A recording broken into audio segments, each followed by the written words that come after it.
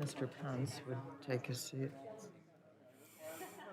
Members, if you could take your seats and let's begin.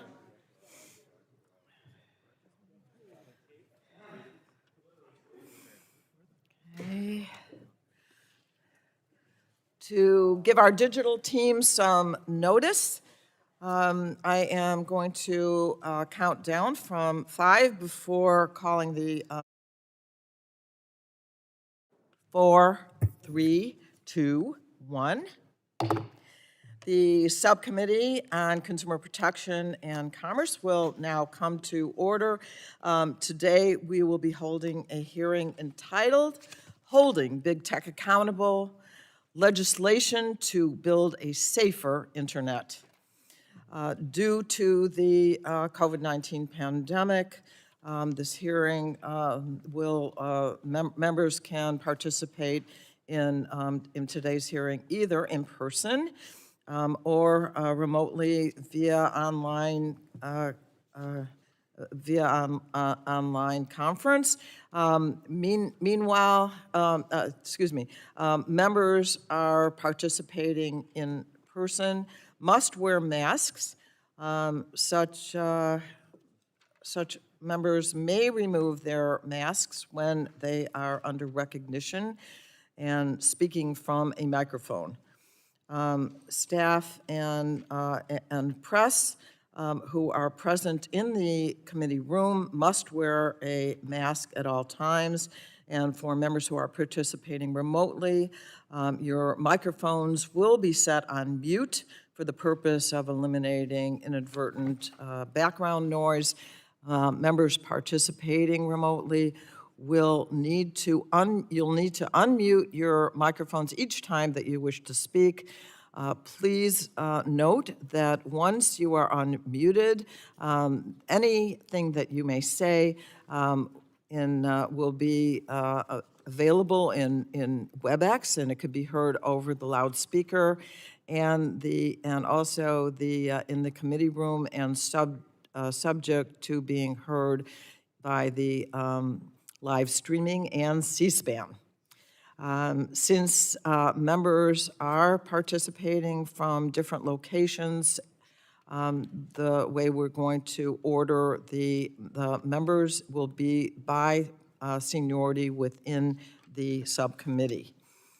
Documents for the record can be sent to as Kazmierski. Well, I usually get that right. Yeah, there it is. Kazmierski. There we go. Sorry, Kazmierski.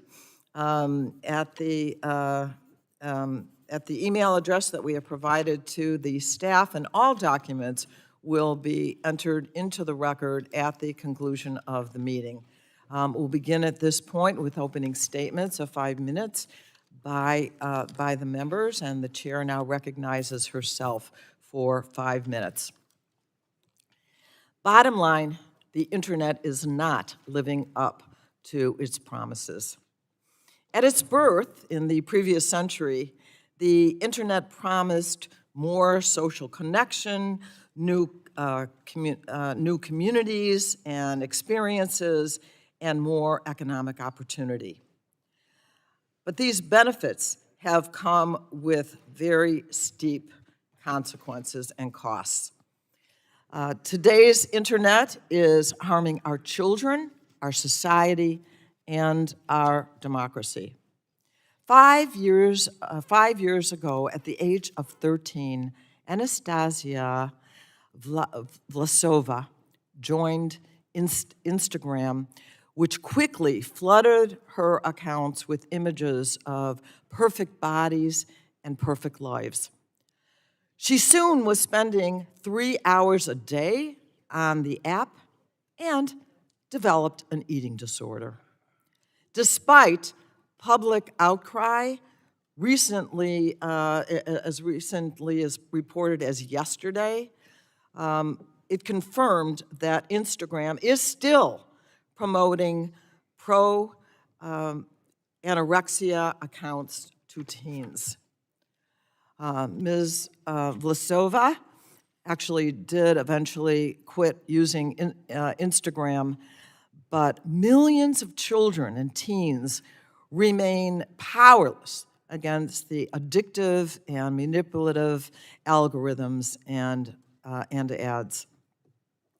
On January 6th, D.C. police officer Michael Fanone was grabbed, beaten, and tased, all the while being called a traitor to his country. The deadly insurrection was, at least in part, coordinated on platforms like Facebook and exacerbated by elevating the and amplifying algorithms that were about election disinformation. For too long, big tech has acted without any real accountability. Instead, they give us excuses and apologies, but the time for self-regulation is over. Today, we will be discussing a number of pieces of legislation that will build a safer internet. Last week, I introduced the FTC Whistleblower Act with my colleague, Representative Trahan. This bill protects from retaliation current and former employees who blow the whistle to the Federal Trade Commission from retaliation, and it incentivizes the disclosure of unlawful activity. It's a critical step toward a more safe internet. The Algorithms Justice and Online Platform Transparency Act from Representative Matsui prohibits algorithms from discriminating against certain consumers. The KIDS Act from Representatives Castor, Clark, Trahan, and Wexton ban online practices that exploit young people. The Social Media Data Act from Representative Trahan and Castor provide transparency into how digital ads target consumers. The Bipartisan Detour Act from Representatives Blunt Rochester and Gonzalez prohibit large online platforms from using, quote, dark patterns, unquote, to trick consumers. So this subcommittee can create an internet that is better and safer and make sure that consumers are protected, that we protect our children, that is transparent and holds bad actors accountable. And with that, I want to give a hearty welcome and a thank you to this wonderful panel that is here, including one, I guess, that is here remotely with us. Thank you very much. And the chair now recognizes the ranking member, my friend, Mr. Bilirakis, for ranking member of the subcommittee, for his 5 minutes of an opening statement. Thank you, Madam Chair. I appreciate it so very much. Good morning to everyone. Yes, yes, I am. Pull it close. Yeah. I want to thank my colleagues for their interest to improve transparency and increase protection online. There are a lot of initiatives under consideration today, and all of them raise issues that deserve our attention. Legislation brought forth by my friend in the majority would require the FTC to issue new rules and regulations and would grant the FTC with additional enforcement tools to reduce dark patterns, discriminatory algorithms, as you said, Madam Chair, harmful content directed at children, and would also grant new rights for consumers to take control of their data. I hope that means this is a precursor and not a substitute, and we've discussed this with the chairperson, for passing a national privacy and data security law. That is the best and most comprehensive way Congress can protect our constituents through these means. That's my opinion. I think many of the issues we will be discussing today can and should be a part of that larger privacy and data security discussion, and I sincerely hope my colleagues will join me in that effort. I'll say to my fellow colleagues that my door is always open, and we have a great relationship with the chairperson. Please don't hesitate to come and talk to me and give us some input on this particular issue. Earlier last month, a Republican leader, Rogers, released draft legislative language for the Control Our Data Act, or CODA, which would create one national standard for privacy and data security, establish clear rules of the road for businesses to be able to comply, and give every American equal data protections regardless of the location of their home. I, for one, certainly want to see rules that are clear and easy to understand for my constituents, and I'm sure you do too. I also want to assure that the FTC Bureau of Privacy that was included in our proposal has the appropriate staff and resources to enforce the national law.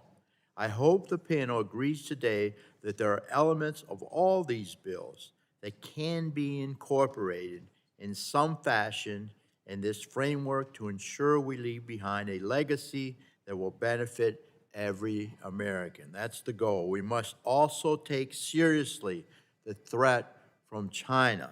And moving forward on these two bills today is an important step towards holding them accountable. The legislation before us will provide Americans with greater transparency into the application and websites they use online. H.R. 3991, the TAIL Act, led by Representative Duncan, would inform users if their information is stored in China and whether the information is acceptable by the CCP or a Chinese state-owned entity.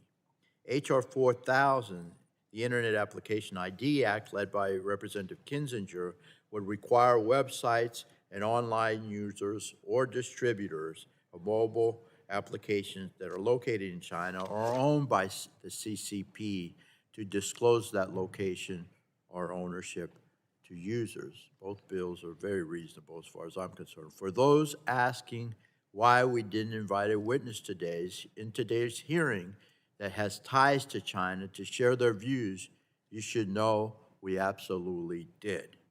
We used one of our witness slots to invite TikTok to testify, but unfortunately they declined the invitation. Madam Chair, I hope we can work together to invite them before the subcommittee in the near future, just as Senators Blumenthal and Blackburn did in the Senate. There were many questions left unanswered in that hearing in the Senate last month on the stewardship of their platform, and I'm confident that the panel today can shed light on our shared concerns. Thank you so very much for being here. There are very important matters our subcommittee is examining today, so I thank the chair for holding this hearing again, and I thank the ranking member, the full ranking member, and to the witnesses again for being here today. We really appreciate it. I look forward to your testimony on these bills and other proposals we have publicly circulated for this committee's review, and I yield back. Thank you. Thank you, Mr. Bilirakis. Thank you, Mr. Bilirakis. And before I invite the chairman and ranking member of the committee for their opening statements, let me just say I'm very excited and optimistic. We have had a real good history of working together in this subcommittee to get legislation not only introduced and passed, and I know last week we also sent you something on a proffer on a privacy bill. I'm very confident that we're going to be able to work together and get that done. And I agree with the urgency that you're projecting today and share it with you, and look forward to moving ahead rapidly. And now let me recognize the great chair of this full committee, Frank Pallone, for his opening statement. Thank you, Chairwoman Schakowsky. Today's hearing is the second of two hearings on legislative reforms to hold social media companies accountable. And following last week's hearing examining possible reforms to Section 230 of the Communications Decency Act, today's panel will discuss consumer protection-focused legislation that aims to hold these companies accountable by enhancing transparency and promoting online safety. So these legislative hearings come after years of repeated bipartisan calls for online platforms to change their ways. Unfortunately, instead of meaningfully addressing the serious harms that these platforms can inflict on the American people and our children, social media companies continue to make minor changes only after negative press coverage or in preparation for an executive testifying before Congress. And they also refuse to become more transparent. In fact, we only actually learn what's really going on inside these massive corporations when a whistleblower steps forward, and those courageous actions are becoming exceedingly difficult. And even more disturbing, we're now seeing instances where these platforms are publicly shutting down efforts at transparency. So since these companies are clearly not going to change on their own, Congress has to act. And today we'll discuss 7 bills that target different parts of the social media ecosystem to make platforms safer for users. Now, one of the best ways to make these companies more accountable is to make them more transparent. We'll discuss legislation that grants academic researchers and the Federal Trade Commission access to ad libraries, which will help to get us the data we need on how these companies are targeting users. Another bill will prohibit the use of algorithms that discriminate based on race, age, gender, ability, and other protected characteristics or methods that manipulate users into providing consent when they wouldn't otherwise. And this legislation will help prevent people using social media from losing rights protected under the law. We're considering a bill that will protect whistleblowers, like former Facebook employee Frances Haugen, who testified at last week's legislative hearing. Whistleblowers help bring truth to light and are another way of helping ensure that companies are held accountable. And finally, we'll examine how to better protect our children online by banning certain design features directed at children and prohibiting the amplification of harmful content that's targeted at them. Legislative measures that protect our children are critically important and have bipartisan support on this committee. Now, Republicans and Democrats also agree that we do not want to see our data or our children's data surveilled or used in a manner that could risk their safety. And that's why we're also discussing bills that attempt to force websites and apps to be transparent about their interactions with China.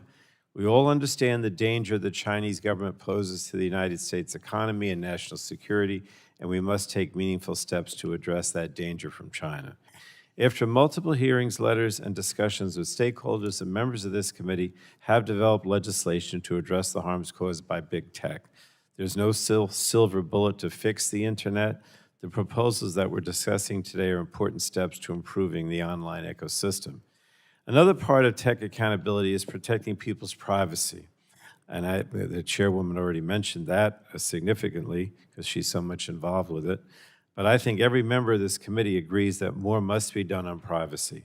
And that's why we've been working since last Congress on a bipartisan staff discussion draft. Updates to that draft were made last week to address stakeholder feedback and have been shared with the minority. I continue to believe that there is a bipartisan path forward on privacy, and our work continues to get there. But today we're focused on proposals to make these platforms more transparent and safer. So I just thank the witnesses and thank Chairwoman Schakowsky for being out front on so many of these issues, particularly the privacy issue, which I know is not an easy one, but you're determined, and I yield back. The gentleman yields back, and now the chair recognizes Ms. Rogers, the ranking member of the full committee, for 5 minutes for her opening statement. Thank you, Madam Chair. And to our witnesses, thank you for being here. Last week, we discussed many examples of big tech companies failing to be good stewards of their platforms. Big tech has used its power to censor Americans, control what we see, manipulate us through the use of harmful algorithms. Big tech must be held accountable. And that is why, from day one this Congress, Republicans have been exploring legislative solutions through our Big Tech Accountability Platform.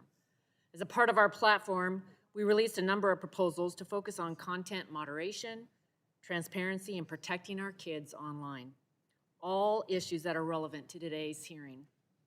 My proposal, which I'm leading alongside my good friend Congressman Jim Jordan, narrowly amends Section 230 to protect free speech. Under our proposal, Big Tech will be held accountable for censoring constitutionally protected speech. Big Tech will no longer be able to exploit the ambiguity and the discretion we see in the current law. Big Tech will be more responsible for content they choose to amplify, promote, or suggest. Big Tech will be forced to be transparent about their content decisions, and conservatives will be empowered to challenge Big Tech's censorship decisions. Republican policies would hold Big Tech accountable for their content moderation practices and encourage transparency on enforcement decisions, especially when it comes to illegal drugs, counterfeit and stolen products, terrorism, doxing, child pornography and trafficking, cyberbullying, and revenge porn. We're also looking for new ways to improve cooperation with law enforcement while upholding our civil liberties. I'm pleased to see some of these ideas presented today in the package that the Democrats are leading on. It's unfortunate that the majority decided not to use this hearing to discuss privacy, given many of these bills include provisions directly related to the collection and use of data, and would best be addressed in the context of a comprehensive privacy and data security framework. The proposals also include language on protecting data from wrongful purposes, other references to the Child Online Privacy Protection Act, COPPA, and a data portability provision. Despite our interest in continuing our work from last Congress on a bipartisan privacy framework, we've yet to have a hearing, let alone a markup. And Americans are desperate for a privacy and data security bill. It's difficult to address the goals discussed today without that national privacy framework and the data security bill. We will continue to talk, we can continue to talk, but we need a national privacy and data security bill.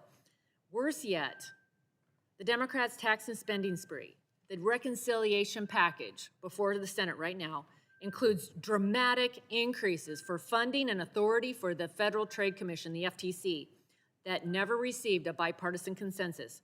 The majority suggested that this is a way to protect America's personal data. It couldn't be further from the truth.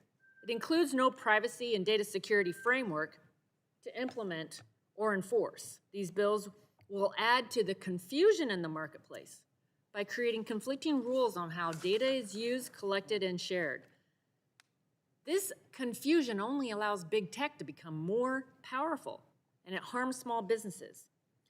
The question I have today is, how do these bills fit into a comprehensive privacy and data security framework, like some of the proposals that the Republicans have released publicly?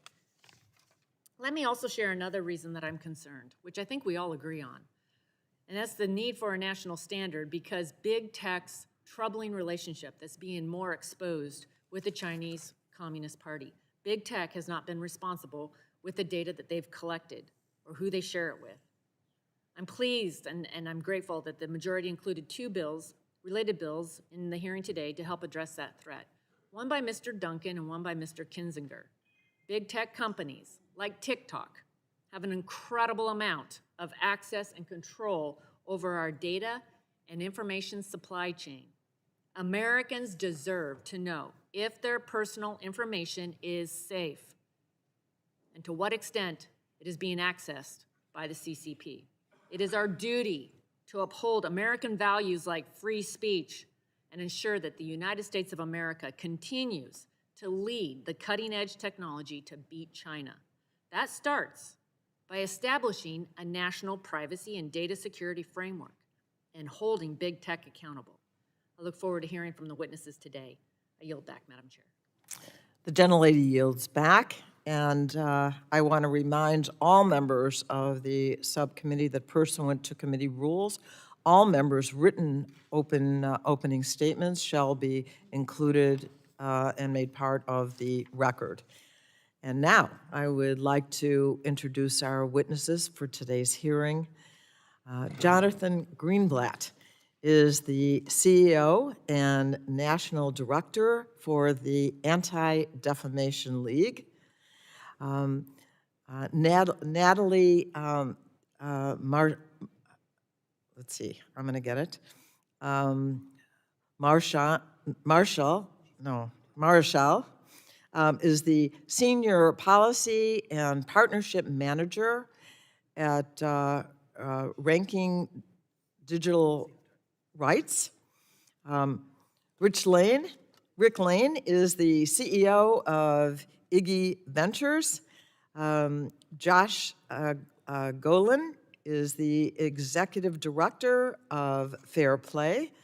And Jessica Richard of counsel at Kennelly Dryer? I got that right? Okay. And Imran Ahmad is the CEO of the Center for Countering Digital Hate. I just want to explain I'll recognize each of you for 5 minutes, but I want to explain the lights that are in front of you, just to make sure that you know when your time begins, the light will be green. When there's 1 minute left, there'll be a yellow light, and I hope at that point you'll start wrapping up so that we can keep to as close as we can to 5 minutes. And we will begin now with Mr. Greenblatt. You are now recognized for 5 minutes. Thank you, Madam Chair Schakowsky, Ranking Member Bilirakis, and members of the subcommittee. Good morning. It's a privilege and an honor for me to be here today. ADL is the oldest anti-hate group in America. We have been fighting anti-Semitism and all forms of bigotry for more than 100 years, and we've been tracking online hate since the days of dial-up. This work includes partnering with law enforcement to help prevent online threats from mutating into offline incidents. We work with authorities at all levels, and in the past 11 months, we've provided the FBI with more than 1,000 actionable tips. Our 25 offices across the country engage directly with individuals and institutions affected by hate. In 2017, ADL launched the Center for Technology and Society to double down on our efforts to fight online hate. We were the first civil rights group with an operation right in the heart of Silicon Valley, and it's staffed not by longtime nonprofit professionals, but by software engineers, product managers, data scientists, and computer experts, all hired from industry. We conduct analysis, publish research, build technology, and provide recommendations to policymakers like yourselves and industry leaders. Today, there is no distinction between online and offline lives. When we say that Facebook is the front line in fighting hate, I mean that literally. We've seen over and over again the way that hateful content online leads to violence in our communities offline. Poway, El Paso, Pittsburgh. These targeted mass shootings were motivated by extremist conspiracy theories that were spawned and spread on social media. In addition to these tragedies, online hate affects the everyday lives of millions of Americans. Our research has found that 41% of users report experiencing online hate and harassment.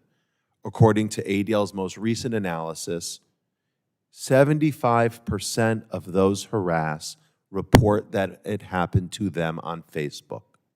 That's nearly 3 times the percentage on any other platform. And make no mistake, all of them are highly profitable companies. So this isn't a resource problem, it's a responsibility problem.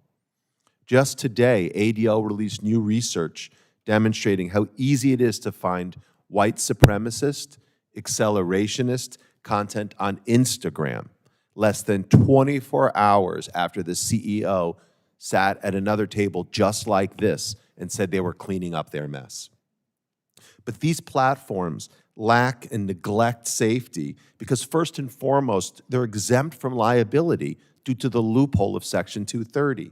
Now, I know that isn't the topic of today's hearing, but make no mistake, Section 230 must be changed to force the companies to play by the same rules that every other media company on the landscape operates by today. It's just not a matter of free speech. It's simply being held accountable in courts of law when the platforms aid and abet unlawful, even lethal conduct in service of their growth and revenue. Tech companies are complicit in the hate and violence on their platforms because if it bleeds, it leads, and it feeds their business model and their bottom line. Hate speech, conspiracy theories, they are amplified by the algorithms, nudged to the top of their news feeds, and they addict users like a narcotic, driving engagement, which in turn increases their profits. With no oversight and no incentives beyond increasing revenue, tech companies will continue to do whatever they can, whatever it takes, to optimize engagement regardless of the consequences. This just can't continue. If not for courageous whistleblowers like Frances Haugen, we wouldn't have the hard evidence to prove that Facebook knowingly is mainstreaming extremism, inciting violence through its algorithms, and fracturing societies around the world. What if other tech companies, tech employees, felt empowered and protected to expose wrongdoing when they saw it? That's why the protections, Congresswoman Schakowsky, in your FTC Whistleblower Act are so crucial.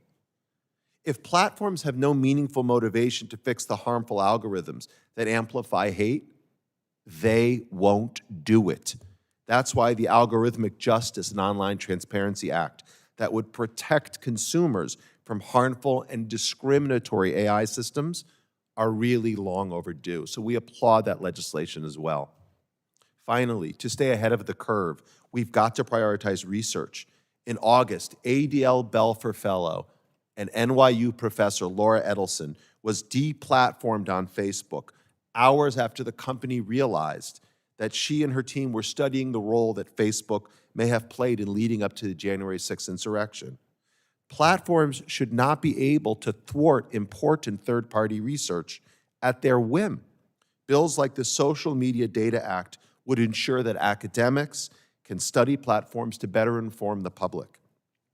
Look, there are no silver bullets. There's no one-size-fits-all solution to repairing our internet, but there's a lot you can do right now to take action. I've highlighted 3 bills, and I'm happy to talk about them and others in the Q&A.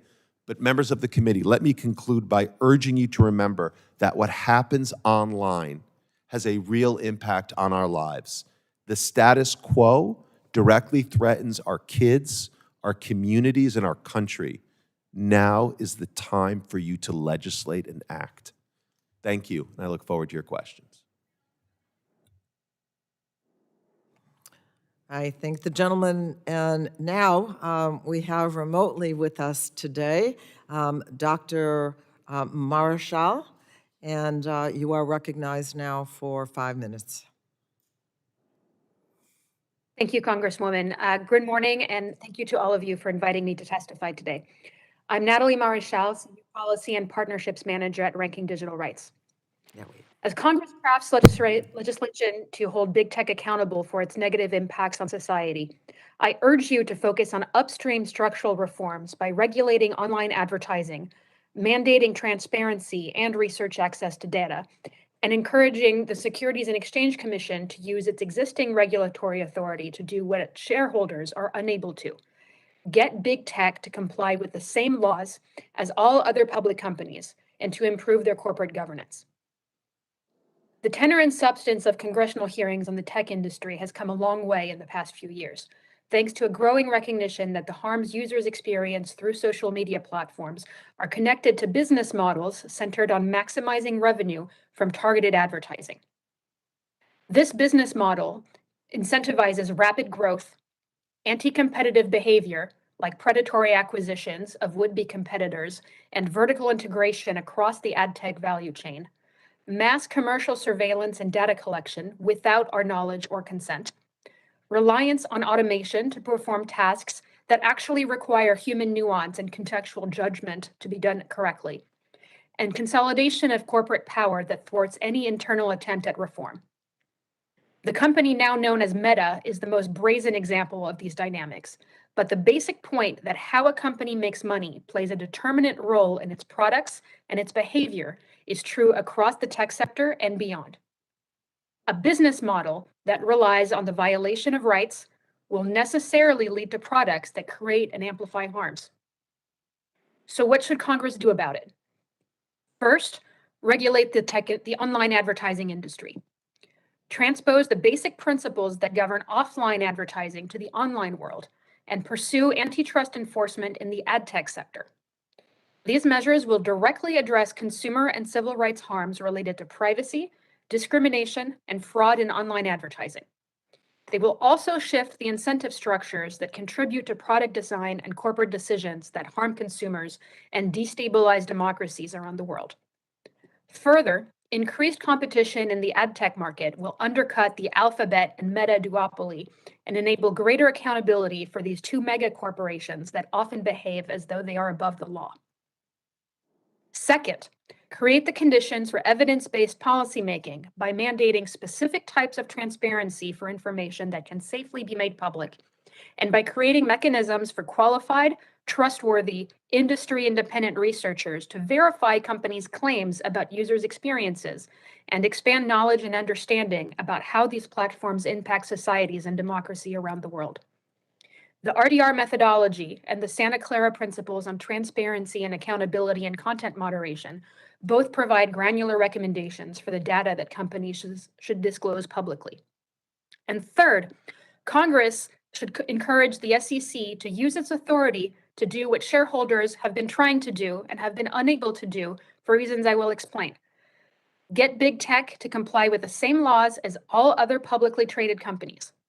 Numerous whistleblower disclosures to the SEC indicate that several big tech companies are violating securities laws, but because of their dual-class share structure, shareholders are unable to hold corporate management accountable. When the CEO is also the chair of the board of directors, this means that person is accountable to no one. I am talking about Mark Zuckerberg. No one should have this much power. The SEC must address the private market exemptions that have allowed big tech companies to become so large and with concentrated governance.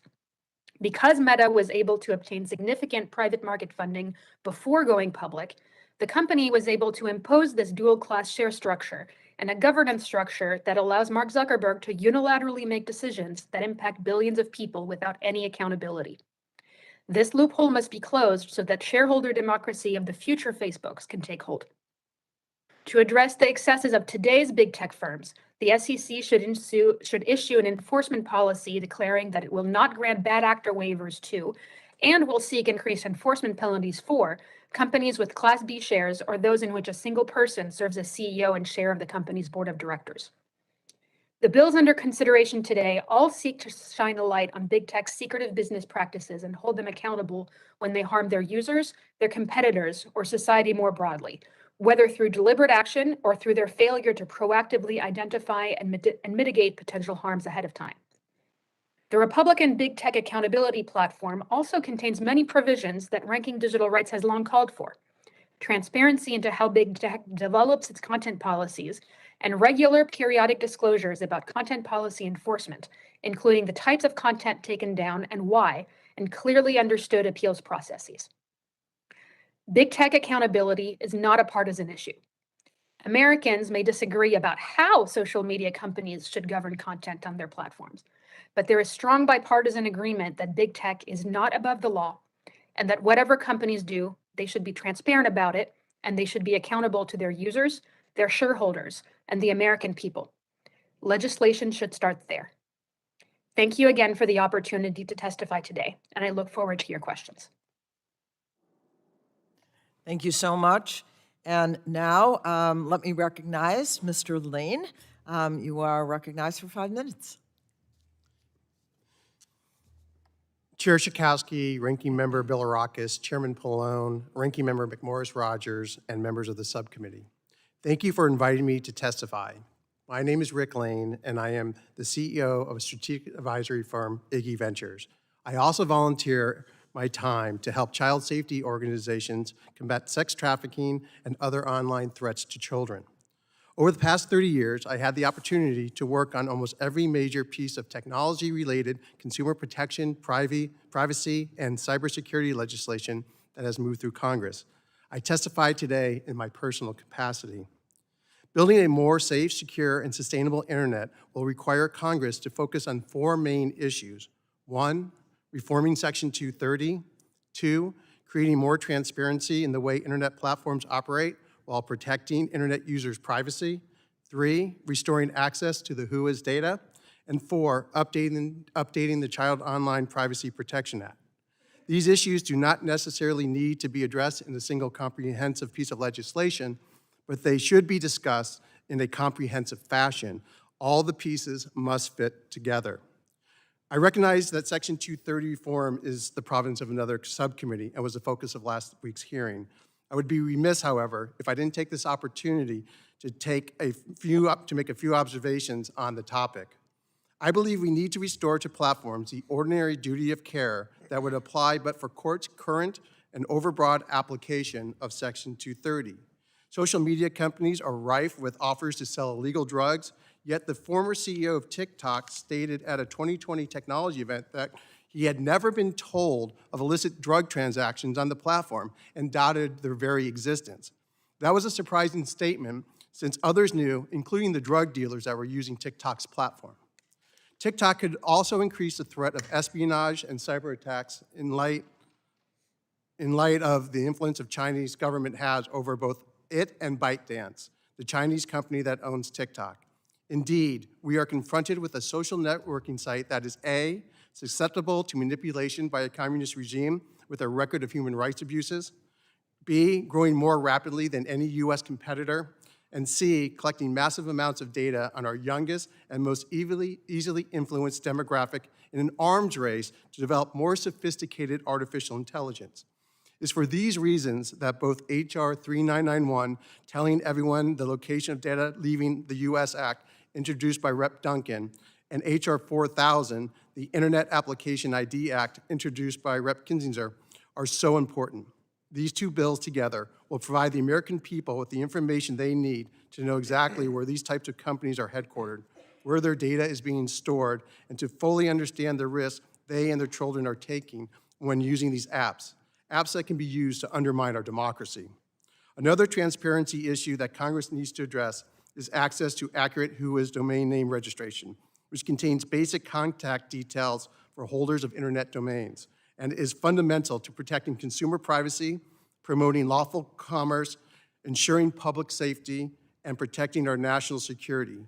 Indeed, a Department of Justice cyber report states that the first step in online reconnaissance often involves use of ICANN's WHOIS database. In 2018, registries and registrars like GoDaddy, VeriSign, Namecheap increasingly began restricting access to WHOIS data based on an overlap application of the European Union GDPR. Yet, almost after 5 years of, quote, trying to fix the WHOIS GDPR problem, ICANN has failed. The time has therefore come for this committee and Congress to pass legislation requiring domain name registries and registrars to once again make WHOIS information available, and that will be zero cost to consumers. In no other area of consumer protection is more important than establishing reasonable policies to protect children in the marketplace. This is especially true in the area of online privacy and market-dominant digital payment apps and debit cards that target children and collect and exploit a shocking amount of their data. COPPA, enacted in 1998, creates an opt-in parental consent privacy regime for websites directed at children under 13. By contrast, Gramm-Leach-Bliley, enacted in 1999, created an opt-out privacy regime for financial institutions. That privacy space between COPPA and GLBA creates a fintech child privacy protection gap in existing law. This gap is especially harmful as we move toward a cashless society, a trend accelerated by the pandemic. The good news is that one company, FinTech Digital Wallet company, which I am involved with, Rego Payments, is the only COPPA-compliant digital wallet. Thank you again for giving me this opportunity to participate today. I look forward to your questions and continue to work with you and your staff. We must all work together to fix these important problems because at the end of the day, it is the right thing to do. Thank you. Thank you. And now, Mr. Golan, the floor is yours for 5 minutes. Thank you, Chair Schakowsky, Ranking Member Bilirakis, and distinguished members of the subcommittee for holding this important hearing. My name is Josh Golan, and I'm Executive Director of Fair Play, the leading independent watchdog of the children's media and marketing industries. Through corporate campaign and strategic regulatory filings, we have changed the marketing and data collection practices of some of the world's biggest companies. Currently, we are leading a campaign to stop Facebook from launching a children's version of Instagram. And last week, with other leading advocates, we launched Design with Kids in Mind, a campaign to demand regulations that require online operators put kids' interests first when designing their platforms. Frances Haugen has shone a critical spotlight on Instagram's harmful impacts on teens and Facebook's callous disregard for children's well-being. But it would be a mistake to view her revelations as problems limited to Facebook and Instagram. Compulsive overuse, exposure to harmful content, cyberbullying, harms to mental health, and the sexual exploitation of children are industry-wide issues that demand systemic solutions from Congress. To put it plainly, the unregulated business model for digital media is fundamentally at odds with children's well-being. Digital platforms are designed to maximize revenue and therefore engagement because the longer they can capture a user's attention, the more money they make by collecting data and serving ads. As a result, children are subject to relentless pressure and manipulative design that pushes them to use and check platforms as often as possible. This harms young people in several ways, including encouraging the overuse of social media and displacing critical online activities like sleep, exercise, and face-to-face interactions. Overuse can also lead to isolation from secure family relationships and reduced interest in academic achievement and extracurricular activities, allowing for-profit tech companies to shape children's character, habits, and future. Design choices used to maximize engagement are also harmful because they exploit young people's desire for social approval and their natural tendency towards risk-taking. Displays of likes and follower counts provide an instant snapshot of whose profiles and posts are popular. Children quickly learn that the way to improve these metrics is to post risque and provocative content, creating a permanent record of their youthful indiscretions and increasing their risk of cyberbullying and sexual exploitation. Platforms also harm young people by personalizing and recommending content most likely to keep them engaged. One former YouTube engineer observed, recommendation algorithms are designed to optimize watch time, not to show content that is actually good for kids. This means that on platforms like Instagram and TikTok, teens interested in dieting will be barraged with content promoting eating disorders, and a depressed user will be shown content promoting self-harm. Nearly every concern that parents, public health professionals, and children themselves have about digital media platforms can be traced to deliberate design choices. It doesn't have to be this way. Apps and online platforms could be built instead to reduce risk and increase safeguards for children. But that won't happen without significant action from Congress. The only federal law that protects children online was passed 23 years ago, long before smartphones, Instagram, and YouTube even existed. Congress's continued inaction, combined with a lack of enforcement at the FTC, has emboldened big tech to develop an exploitative business model without considering or mitigating its harmful effects on children and teens. It's no wonder that polls consistently show that parents want Congress to do more to protect children online. We know the key legislative solutions. The KIDS Act, which we will discuss today, would prohibit companies from deploying design techniques like autoplay, displays of quantified popularity, and algorithmic recommendations that put children and teens at risk. The Privacy Act would expand privacy protections to teens, ban harmful uses of data like surveillance advertising, and require platforms to make the best interests of children a primary design consideration. Together, these bills would create the safeguards children need and transform the online experience for young people. Over the last year, I have watched several hearings like this one and was heartened to hear members of Congress speak first and foremost, not as Republicans and Democrats, but as parents and grandparents with firsthand knowledge of what's at stake. But the American people need more than your understanding and justified anger at companies like Facebook. Big tech is banking on the fact that partisan divisions will keep you from taking action. I hope you will prove them wrong and advance legislative solutions that better protect children while they're online and make it easier for them to disconnect and engage in the offline activities they need to thrive. There's simply too much at stake for children and their futures to allow the status quo to continue. Thank you for having me here today, and I look forward to your questions. Well, thank you. And now, Ms. Rich, you are recognized for 5 minutes. Chair Schakowsky, Ranking Member Bilirakis, and members of this subcommittee. I'm Jessica Rich of counsel at Kelly Dry and a distinguished fellow at Georgetown University. I'm pleased to be here today testifying on holding big tech accountable and building a safer internet. My remarks today are my own, based on my years of government service. My background is as a law enforcement attorney and official. I worked for over 26 years at the Federal Trade Commission, the last 4 as director of its Bureau of Consumer Protection. Before becoming director, I was the first and longtime manager of the FTC's privacy program. I've supported stronger data privacy and security laws for over 20 years. The focus of my testimony today is on that very issue, privacy. While I understand that privacy is not the chief focus of this hearing, I'm highlighting it today because the need for privacy legislation, federal privacy legislation, has never been stronger. This hearing is addressing many important issues, some of which are closely related to privacy, but passing a strong and comprehensive federal privacy law is one of the most important things Congress can do to hold big tech accountable and build a safer internet. Consumers, businesses, regulators, and the marketplace as a whole, we all need a federal privacy law. First, survey upon survey shows that consumers are concerned about their privacy and believe they have little control about how companies collect, use, and share their personal information. They continue to be the victims of massive data breaches, data collection and abuses are everywhere, and companies make decisions affecting them every day using algorithms and profiles with built-in assumption and biases. You can't educate consumers about their rights because it depends on the market sector, the state they're in, and the type of company and the data involved. Often, consumers have no rights at all, and consumers can't be expected to read hundreds of privacy policies a day from companies they've never heard of. Consumers need a clear and consistent privacy law that they can understand and rely on every day, no matter where they are or what they're doing. Businesses are similarly confused about privacy laws in this country.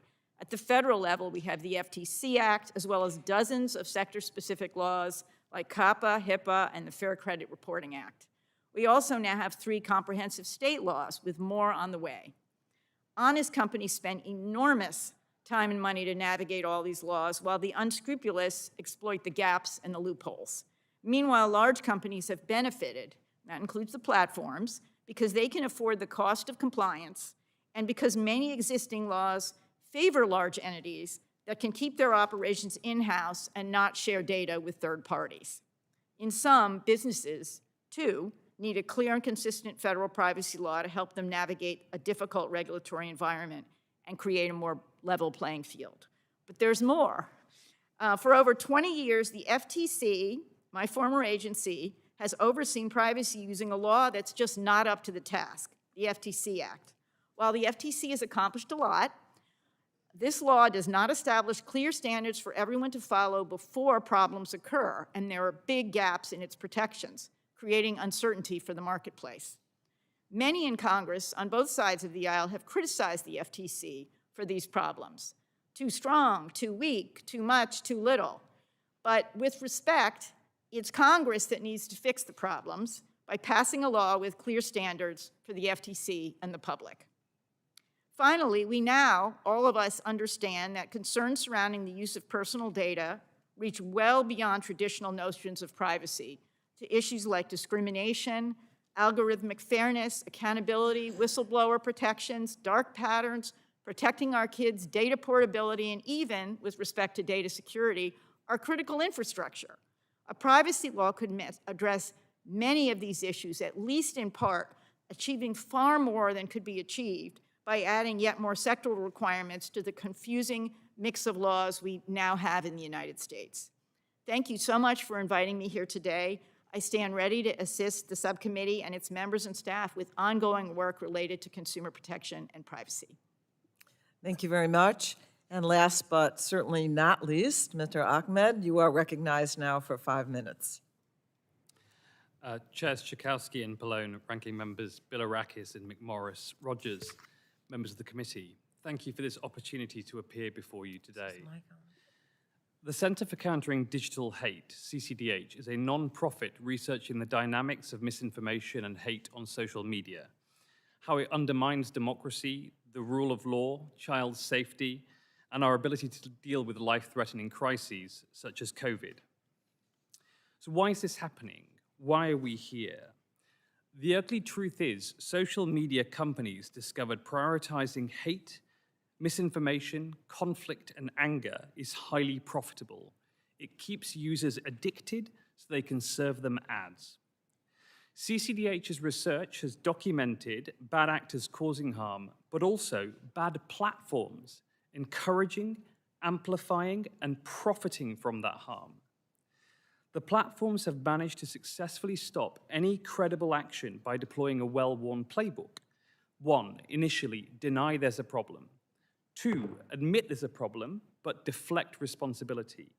3, finally, acknowledge responsibility, but delay any action. Deny, deflect, delay. I can show you how that works in practice. On March the 24th, we released a report showing that up to 65% of anti-vax content circulating on Facebook and Twitter, 65%, originates with sites and accounts operated by just 12 anti-vaxxers, the disinformation dozen. This committee asked Mark Zuckerberg about the report in a hearing the next day on March the 25th. He promised to do something about it. He did not. 6 months later, after the Surgeon General and the President weighed in, again citing our report, Facebook responded, claiming our report had a faulty narrative. However, Facebook whistleblower Francis Haugen revealed that on the very same day we released our report, March the 24th, Facebook produced an internal study confirming that a tiny number of accounts were responsible for more than half of anti-vaccine content on their platform. So they were lying, while the American public was suffering under COVID and people were dying. The members of this committee have seen the same tactics from social media executives time and time again. You have correctly determined, as have legislators in the UK, Australia, Germany, and other allied nations, that social media companies cannot self-regulate and that we need new legislation. There is no silver bullet, that's right. Section 230 shows the limitations to a single solution based on one core principle. It did not predict nor deal with the harms we're now seeing emanating from social media. There will need to be a range of approaches to transparency and accountability to nudge social media into a place that balances dialogue, privacy, safety, and prosperity. The bills being considered today would collectively represent a big step forward to protecting children, families, society, and our democracies. The KIDS Act would put real protections in place for our children. Transparency is an essential tool in countering online hate and lies. The Social Media Data Act, therefore, would give independent researchers the access needed to detect dangerous trends. Whistleblowers have leaked internal documents illuminating wrongdoing by big tech, providing new urgency to the reform debate. But whistleblowing is still profoundly risky for the whistleblower, which is why the incentives and protections provided by the FTC Whistleblower Act are critical. Social media apps trick users very often into giving up their personal data, their thoughts, their fears, their likes, their dislikes, which they then sell to advertisers. Big tech's big data is designed to exploit people, not to serve them better. The Detour Act puts a stop to that destructive spiral. There are also two much-needed bills to address the growing threat of hostile foreign actors who revel in the divisions that social media creates and exacerbates in democratic societies. In approving these bills, the committee would take a huge step forwards towards better regulation and give us hope that an internet that brings out the best in people is possible. Thank you very much. Thank you very much. We have now concluded the incredible, and I'm so grateful for the witness testimony, and their opening statements are finished. And at this time, we will move to member questions. Each member will have 5 minutes to question our witnesses. I will start by recognizing myself for 5 minutes. Let me begin by saying the Federal Trade Commission is the top regulatory agency tasked with keeping Americans safe online by preventing unfair and deceptive practices. But the FTC stands, the FTC stands out from many other regulatory agencies because whistleblowers are not protected by federal law. Recent events, as we've seen with Frances Haugen, have made it clear how important whistleblower protection really is. And that is why I introduced the FTC Whistleblower Act, along with Lord Trahan, my colleague. This legislation protects whistleblowers from retaliation for coming forward, and I wanted to get the opinion of some of our witnesses. It also incentivizes, and Mr. Ahmed, you mentioned incentivization to make sure that these harms are not present there. And I wondered if you could comment on a little bit more on, whether or not and why you believe that the FTC Whistleblower Act would actually help deter social media companies from making business decisions that could be harmful for consumers. Well, thank you. Yes, I mean, Frances Haugen turned on the floodlights, so to speak, within Facebook. But what she did can't easily be replicated. For one thing, it's incredibly expensive. She had lawyers, there's government affairs, there's the loss of income. And her real value, the reason it's so important, is that she really exposed deception, active deception by social media companies, something that can't easily be replicated with any other mechanism beyond whistleblowing. So, the only way to cast a light on that deception is for moral people to shed light on immorality from within. But the window of a whistleblower like Frances Haugen is limited. I think that since she took all these documents, they've evolved into Meta, they've moved into the metaverse. Most of the anti-vax crisis has happened since then. And we need disclosure of deceit, not every decade, but every time that there is active deceit on something of great public interest. So this bill is incredibly important in bringing forward more moral characters when we need them. Thank you. Mr. Greenblatt, in your view, would this legislation, you think, work in favor of protecting consumers and ending some of this spreading of the harms that are done? Yes, Madam Chairman, I think there's no question that the Whistleblower Act is necessary.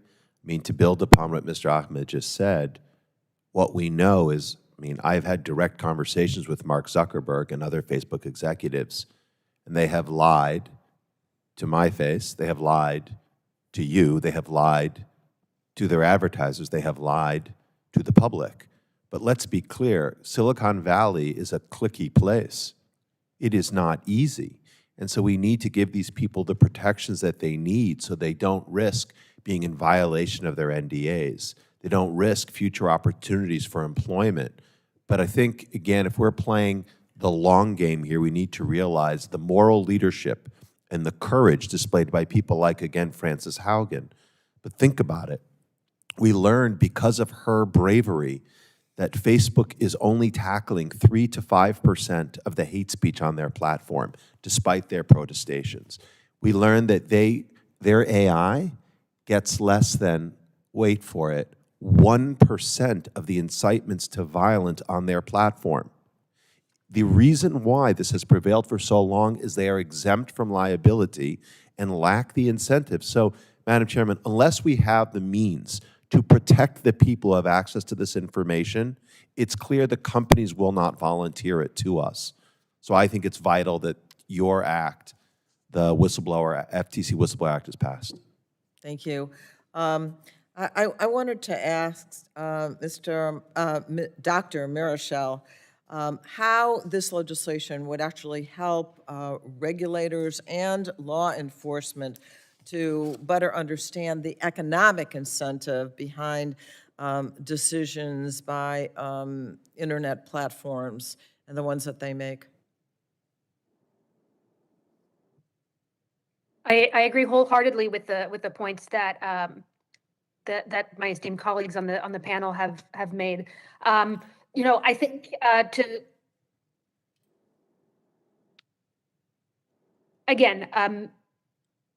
federal whistleblower protections make it easier for big tech workers who want to do the right thing to do that.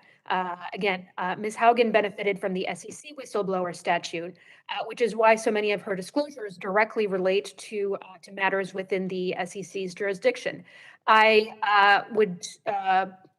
am confident that if there were an equivalent for the FTC, we would have seen additional disclosures from her, additional whistleblower complaints related to matters under the FTC's jurisdiction, which includes economic decision-making and the economic factors that go into companies' decision-making. Thank you so much. And my time has expired, and now I welcome the questioning by my ranking member. Mr.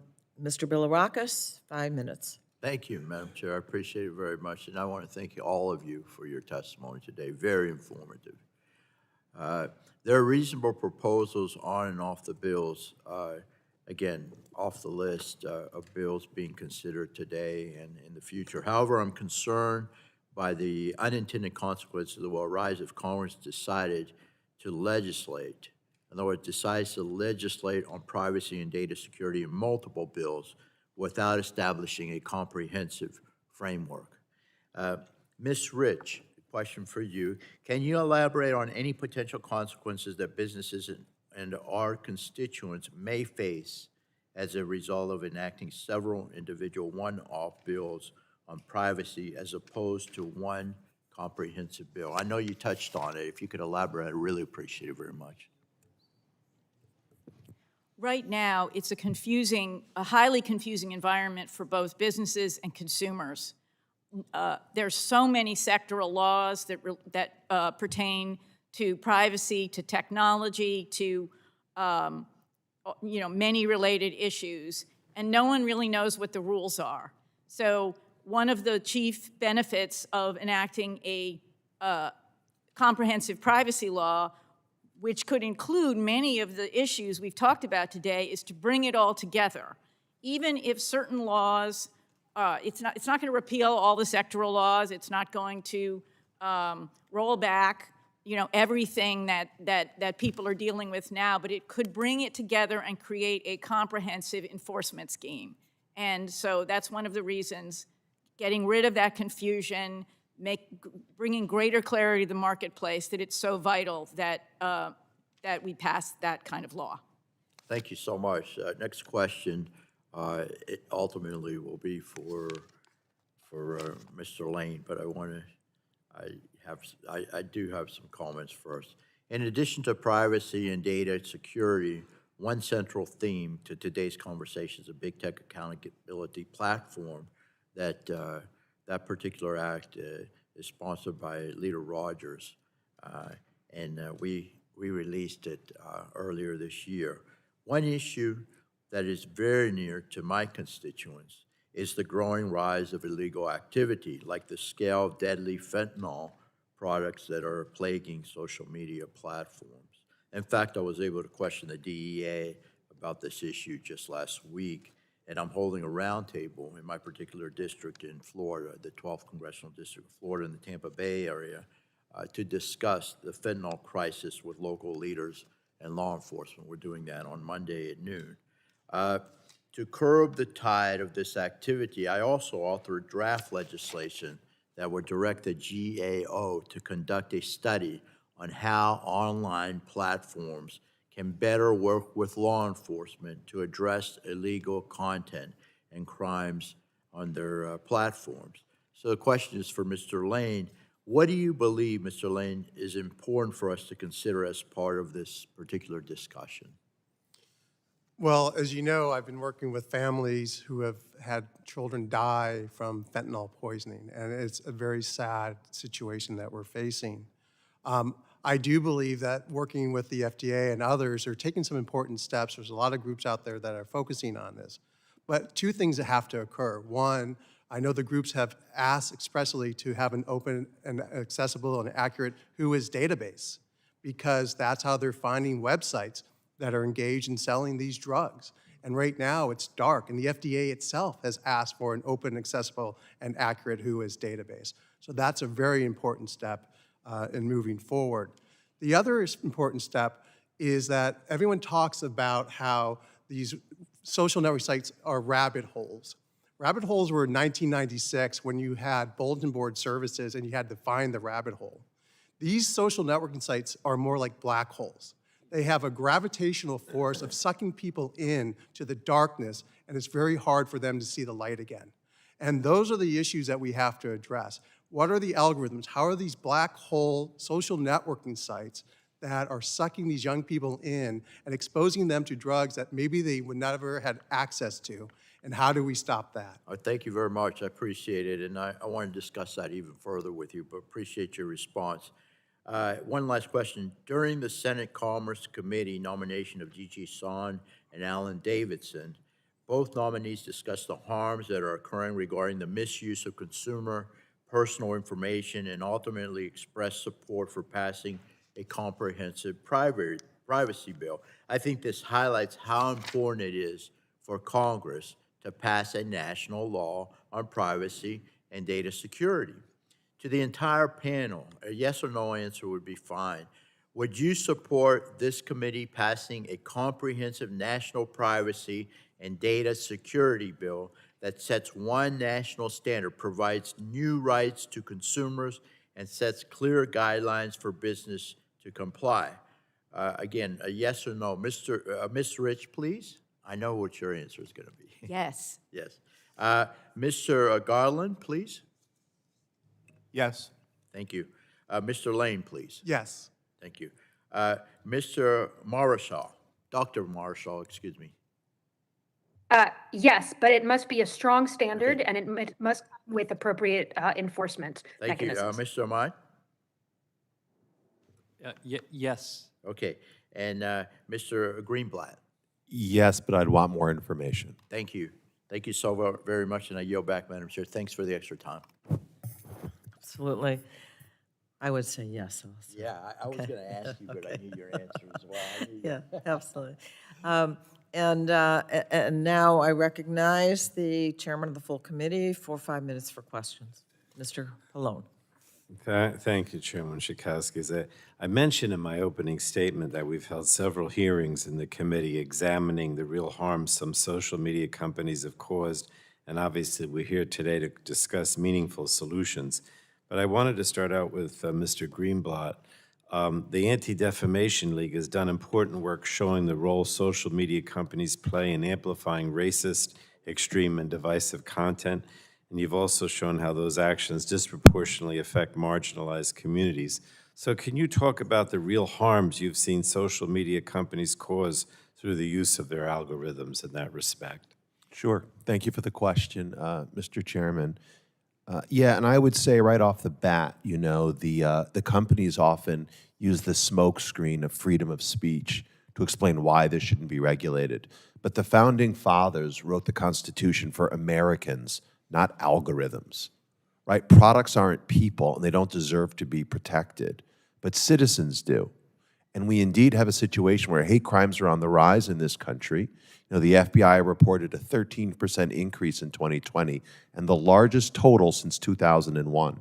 And ADL indeed has been studying online hate and harassment, and we find that 1 out of 3 users who report being harassed online relate it back to a characteristic like race, religion, gender, sexual orientation.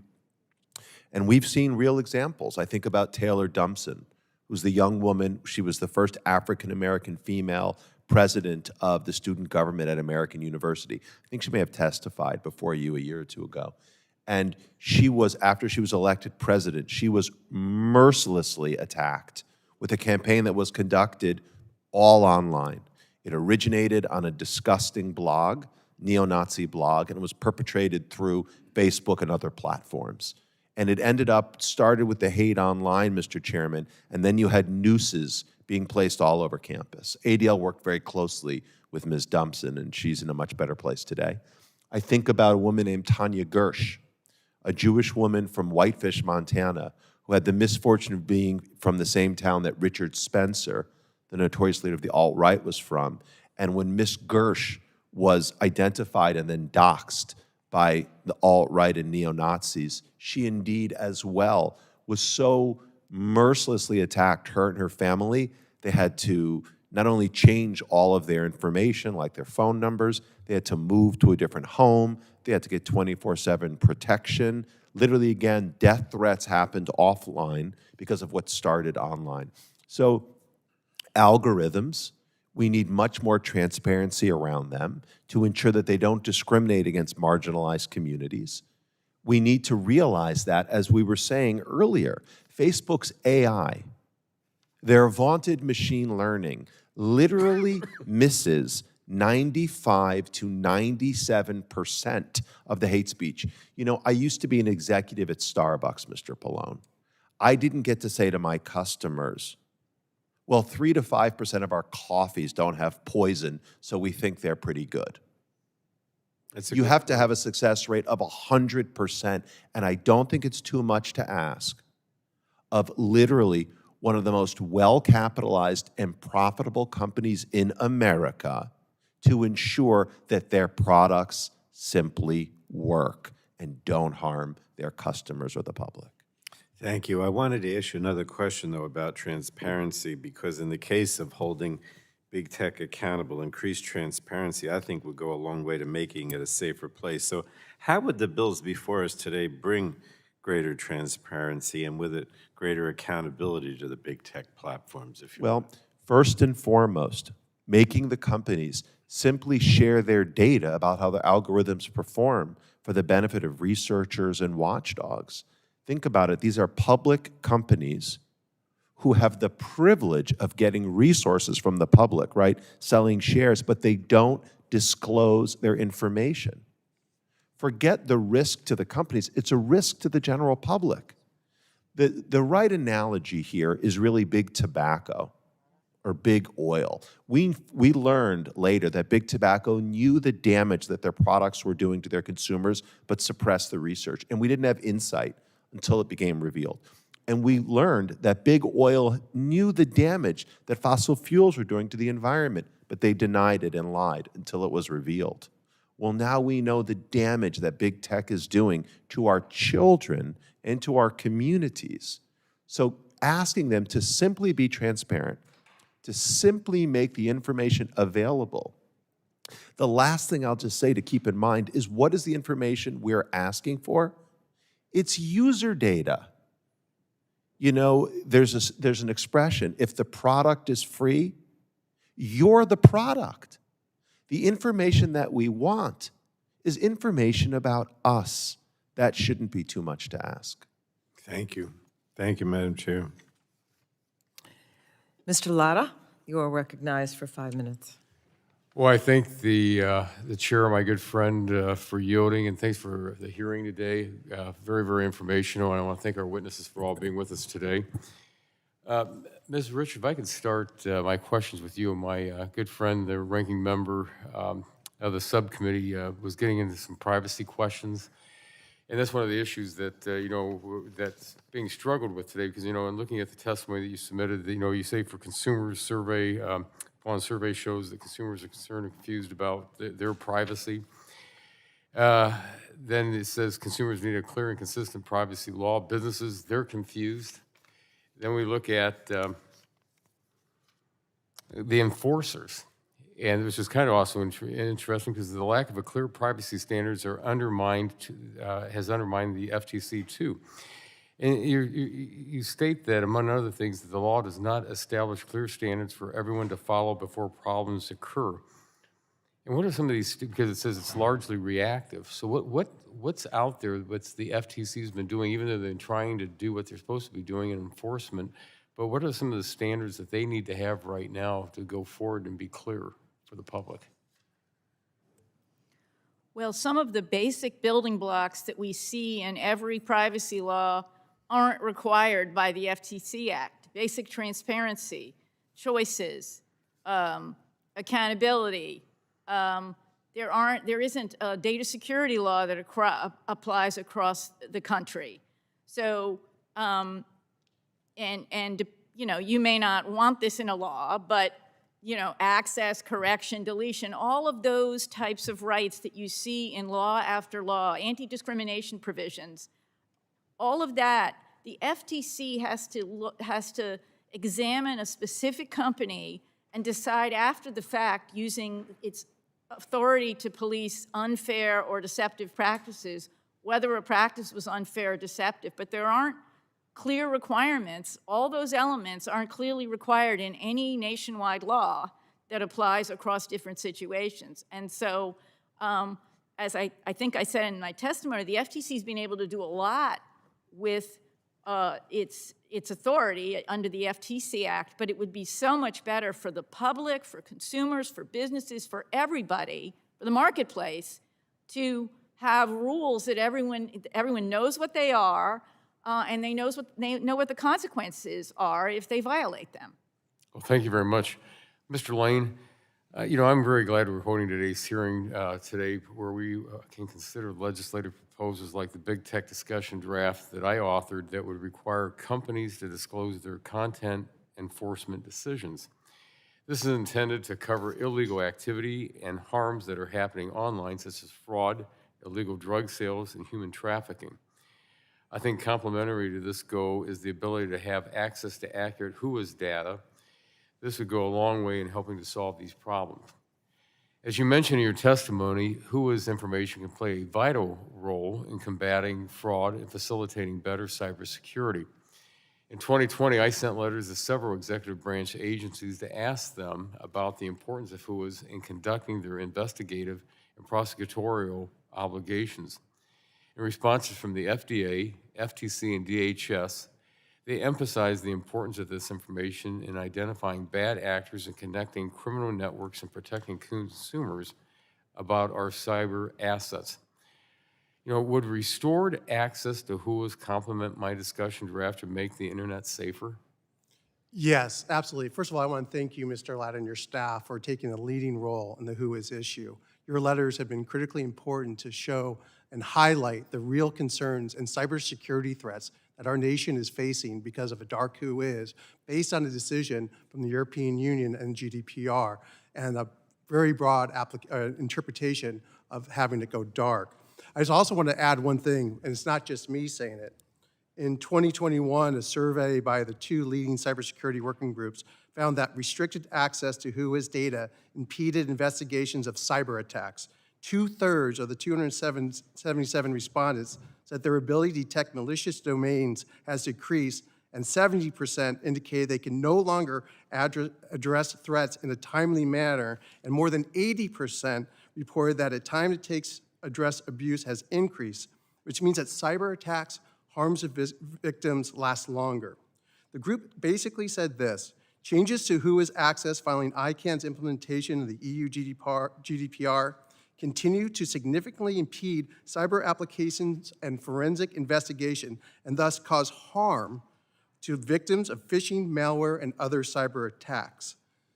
The Federal Trade Commission, as well at ICANN, has tried to fix this problem, and it is what you're pushing in your legislation and your letters, and hopefully this Congress will enact legislation, is critical. We can no longer put the multi-stakeholder process of ICANN ahead of the American people, and the safety and security and our national security needs to be protected by this Congress. And we should not be kowtowing to a law and a regulation that's from another country. And I just want to end on this. ICANN itself, this chairman, the CEO of ICANN, has said that they are limited in their actions because of the GDPR, not because of US law, not because of the California privacy laws, but by the GDPR. So we are at a risk of having our own security put at risk because of a foreign entity's legislation and regulation. And thank you so much for everything you're doing in this space. Well, thank you very much. Madam Chair, before I yield back, I'd like to ask unanimous consent to ask for the entering the documents from the DHS, the FTC, and the FDA, and a report from the ICANN GDPR and who was a user survey into the record. Thank you very much for your indulgence, and I yield back. Now I recognize Mr. Rush for 5 minutes for his questions. I want to thank you, Madam Chair, for convening this important hearing. And like my colleagues, I'm also a strong advocate for a comprehensive federal privacy legislation. In fact, when I served as chair of this subcommittee, we passed a strong bipartisan bill that ultimately and unfortunately died in the Senate. While I continue to advocate for privacy legislation, Madam Chair, I am also cognizant of the fact that privacy is not a panacea that will solve all of the internet-connected problems that our nation currently faces. Today, in addition to privacy issues, we also face very real and very pressing threats from issues like misinformation, disinformation, and algorithmic biases. With that in mind, and while I look forward to working on comprehensive privacy legislation, I am pleased that we're addressing these other equally important issues as well. That said, Mr. Rowland, in your testimony, you state that, and I quote, children in lower income households spent nearly 2 hours more with screens than children from higher income households. And Black and Hispanic children spend significantly more time on screens than their white peers. You also describe how increased exposure to screen time is linked to increases in mental health issues such as depression. It is too often the case that when white America catches a cold, Black America catches pneumonia. And while I feel that this is true when it comes to screen time also. To that point, what type of impact is this increased screen time having in lower income households, and particularly for Black and Hispanic children? Has there been any data that shows how these outcomes compared to white children or children in higher income households? Thank you so much for that question. Yeah, so as you referenced, the data shows that low income and Black and Hispanic children have more screen time and spend more time playing games and online than their higher income and their white peers. And, you know, the data also shows that screen time linked problems like childhood obesity, there are much higher rates for low-income children and Black and Hispanic children.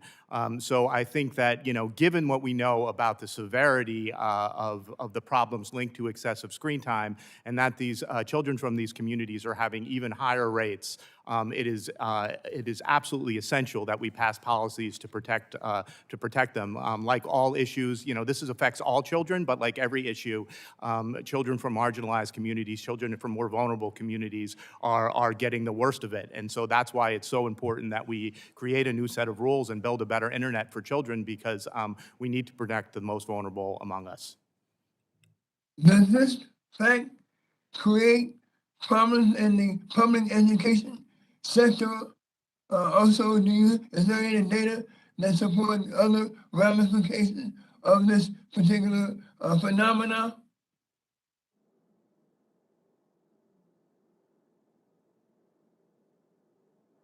Hello? I'm sorry, I don't think I heard the Mr. question. Gold? Was that a question for me? I'm not sure if I heard it correctly. Yeah, it's for you. This is second question. Is there any data that says that this particular phenomena affects the public education system, students in the public education system? Is there an effect on the increase in screen time on schools and children in school? Yeah, well, there is data that shows the more time the kids are spending online for entertainment, it's correlated with lower academic achievement.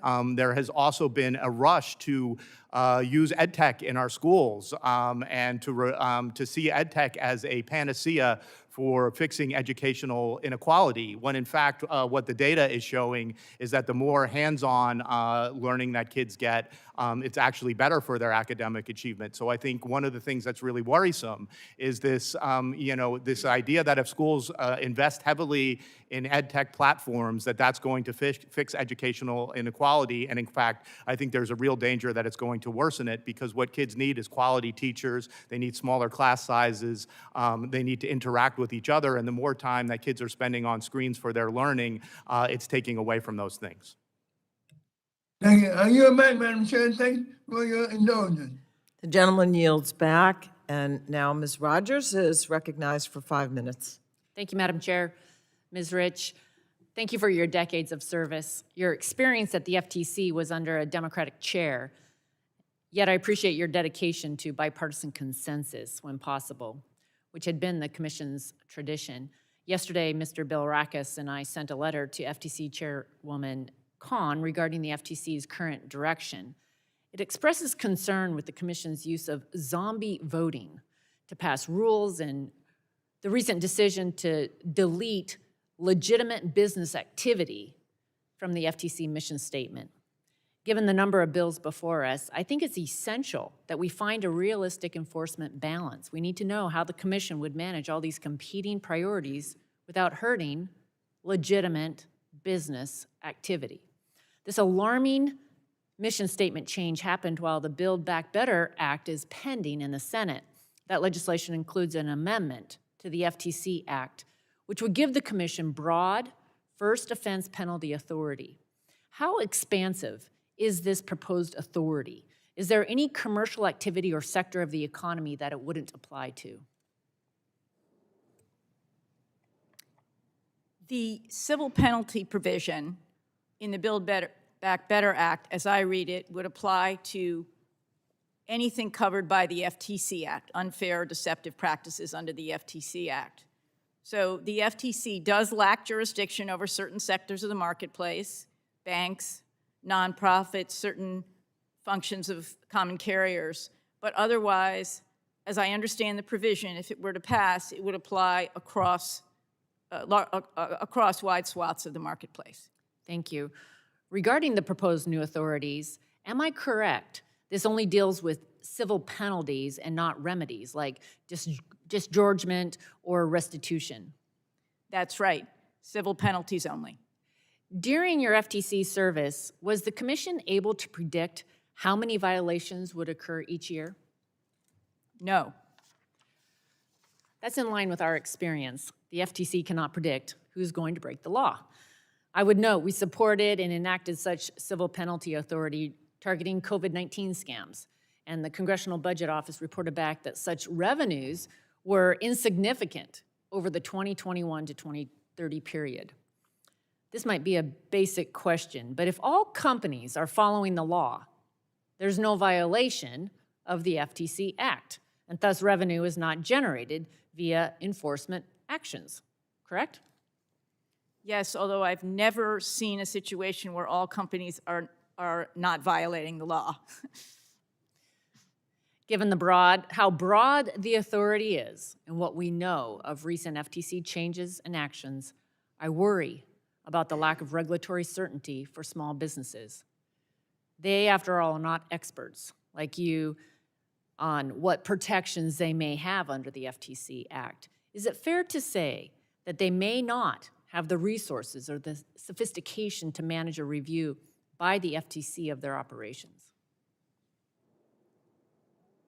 Yes, but I'm not to be a broken record, but I think Congress can fix this problem by passing a privacy law that does provide standards. Okay, well, I appreciate you answering those questions and providing the insight.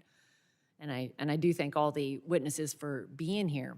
I want to note that we have incorporated first offense penalty authority in our comprehensive privacy and data security legislation, the Control Our Data Act, as a means of policy enforcement. And I urge this committee to take action. I yield back. Thank you. The gentlewoman yields back, and now I recognize Congresswoman Castor for her 5 minutes of questions. Well, thank you very much, Chair Schakowsky, for holding this very important hearing and for including my Kids Internet Design and Safety Act that I'm leading with Representatives Clark, Trahan, and Wexton, and of course Senator Markey and Blumenthal, and including the Social Media Data Act that Rep. Trahan and I are leading as well. We really do come to this hearing more so than other hearings as parents and as grandparents. We know, as Mr. Greenblatt said, these big tech companies are complicit in the harm that's being caused by online operations, and as Mr. Ahmed pointed out, profiting from the harm. So we clearly have to take action now on 230, on children's privacy, everyone's privacy, and especially the design of these platforms. So I want to focus in on the Kids Act. Mr. Golan, thank you very much for your years of work on this. So your testimony is that these big tech platforms like Instagram and YouTube and others, they intentionally design the way children interact online to kind of keep them addicted. Will you go into a little more detail on that? Sure, and first of all, Representative Castor, thank you for your tireless work to see that children get the online protections that they deserve. So the business model for all of this media is to maximize engagement, because the more time a kid is on a platform, the more money they're worth to the platform. And so they design their platforms intentionally in ways to keep kids on those platforms and to keep them checking those platforms as often as possible. Just a few examples of that. They use things like rewards and nudges and push notifications. So things like snap streaks. So on Snapchat, kids are incentivized to communicate through Snapchat every day with a friend and then keep a streak going. That becomes a very powerful motivation. It gamifies the relationship, and kids really want to keep that going. They use things like autoplay and infinite scrolls on TikTok to make it really, really, really easy to keep using a platform and really, really hard to disconnect. They use things like likes and follower counts, and so everybody can see who's popular and whose posts are popular at any given moment. And this is a really powerful incentive for kids to create content, and not only just create content, but to create provocative content and risque content, because they know that's what's most likely to get them attention. And then, of course, there's the algorithmic recommendations, which personalize everything to kids to show them the content that is most likely to keep them engaged and keep going on a platform, regardless of whether that content is good for them. And in fact, as we've been talking a lot about lately, very often that content is terrible for them. And you know, I've been out when I'm out and about, and I see very young children now on tablets and iPhones. I mean, we're talking toddlers, and what does the latest research tell us about how young children are when they're first interacting with online platforms? Well, I mean, I think one of the things that's really disturbing is we all know that the age for social media, when you're supposed to go on social media, is 13. 40% of 9 to 12-year-olds report using TikTok every day. And the numbers are just about identical for Instagram and Snapchat. And do they have the ability to kind of self-regulate at that age? No, absolutely not. Executive functioning is still developing. It's very, I mean, these are platforms that adults get lost in. These are platforms that, we're all struggling with as adults. And to think that developing children who are still developing their executive function and whose habits are being formed are using these platforms. So how will the Kids Act then help parents and help address these harms that these online platforms are peddling and profiting off of? So I think the Kids Act does a number of really important things. So first of all, it prohibits those design choices that are there to maximize engagement, things like, to children, things like autoplay, things like rewards, things like quantified popularity. It prohibits platforms from using algorithms to amplify harmful content to children, something that we've all been talking about a lot lately. It also bans influencer marketing to children, which is one of the most manipulative forms of advertising there is. So it really would do a huge amount to start creating that online environment that kids And then deserve. we have to pair it with privacy protections, right? And I've worked with you on the Kids Online Privacy Act. Do you agree that those need to work together and be passed together? If we could pass both of those bills, we would really go so far towards creating the internet kids deserve. Thank you very much. I yield back. Gentlelady yields back. Mr. Dunn, you are recognized for 5 minutes. Thank you very much, Madam Chair. I appreciate the opportunity to discuss these important issues. The Chinese Communist Party is probably the single greatest threat to the free world since the Cold War. And they seek to sabotage freedom, democracy everywhere it exists. And malign influence permeates all of their corporations, including those that operate in the United States. They have CCP members in key board positions, and many of those organizations have direct control over decision-making. Despite that, American tech companies still continue to operate within China, and we allow them, or companies with those ties, to operate quite freely here in the United States as well. Just this year, Microsoft was the victim of a Chinese state-sponsored cyber attack. Yet if you look at the number of job postings for Microsoft in China, you get the feeling they're expanding rapidly in China. So I think it's the concern of this committee what these U.S. tech companies are doing within China and what those Chinese companies are doing here. For purposes of this hearing, I want to focus on what the CCP-affiliated companies might be doing here in the United States.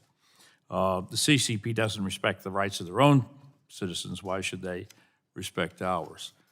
Congress has a responsibility to ensure that American consumers are protected from these evolving threats. And I think this can be accomplished, and a number of you have said that today, if we can get a comprehensive data security bill through that protects our citizens without sacrificing innovation or competitiveness in our nation's technological fronts. Mr. Lane, I, like many of my constituents, am very concerned about the amount of personal information that's currently collected without any basic level of protection. A specific example is BGI, that's the Chinese big genomics giant, and the activities that they instituted during the COVID pandemic. They sold millions of test kits to U.S. labs and offered their own sequencing services to the government and individual states. The lack of privacy standards attached to that does pose a national security risk, and I'd like to know what concerns you most when it comes to protecting Americans' consumer data from foreign adversaries, what keeps you awake at night? Thank you for the question, Congressman. What keeps me awake at night is that most people don't realize that the driver in this artificial intelligence race and machine learning is human interaction and data. And those who collect it the most will win in that fight.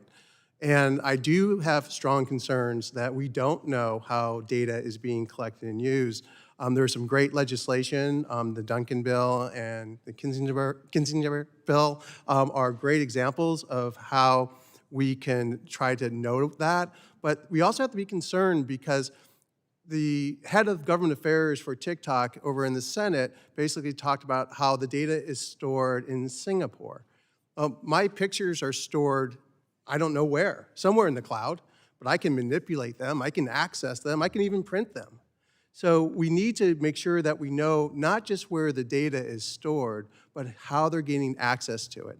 And one of the things that has always bothered me about one of the TikTok statements is that they will never hand over US American citizen information to China.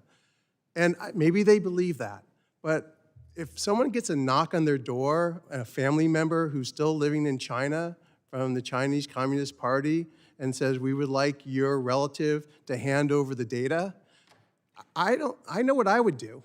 It's just as a person, if it was my family being threatened, would I hand that data over? Probably. And so those assurances cannot be taken seriously with that. So physical location of the data, which is real even in the cloud, right, is something that's important. And of course, the jurisdiction over that data is important. Ms. Rich, in the remaining seconds we have, I'd like you to address what help you would like from Congress to give to the FTC to improve the security of our data. Specific data security requirements which do not apply across the market right now. There is no general data security law that applies to the U.S. marketplace. That would include process requirements, such as doing a risk assessment, accountability among officers in the company, oversight of service providers, contracts with service providers. There's many elements. A reliable audit on these companies, perhaps, as well. Yes. Thank you very much for your time. All of you have been excellent witnesses. Madam Chair, I yield back. Thank you, Mr. Dunn. Now we recognize Congresswoman Trahan for 5 minutes. Thank you, Chairwoman Schakowsky and Ranking Member Bilirakis. Thank you for convening this important hearing, and thank you to the witnesses. Many of you have offered invaluable expertise to my team and me when we introduced the Social Media Data Act in May. And now, as we draft text to create a new bureau at the FTC focused on platform transparency and safety. Mr. Golan, Fair Play, formerly the Campaign for Commercial-Free Childhood, has been studying the impact of advertising on children for decades. Can you explain why surveillance advertising, the method used by Instagram and YouTube, is particularly harmful for our teens? Sure. There's a couple of reasons it's so harmful. And first of all, thank you so much for all of your work to protect children online. So it's harmful because it allows companies to target teens' vulnerabilities. In fact, Facebook a couple of years ago, they bragged to their advertisers that they were able to target a teen at the exact moment that they were feeling bad about themselves, and including when they feel bad about their bodies. So this leads to things like, girls who express interest in dieting getting targeted with ads for flat tummy teas and dangerous exercise routines. So again, being able to target those things that people are very vulnerable to and try and encourage consumption of products that will make those things worse. The other thing is that there's a complete asymmetry of information. It's just completely unfair. The only thing that teens may know about surveillance advertising is that there's some creepy ad that keeps following them around. And they do use the word creepy to describe the advertising.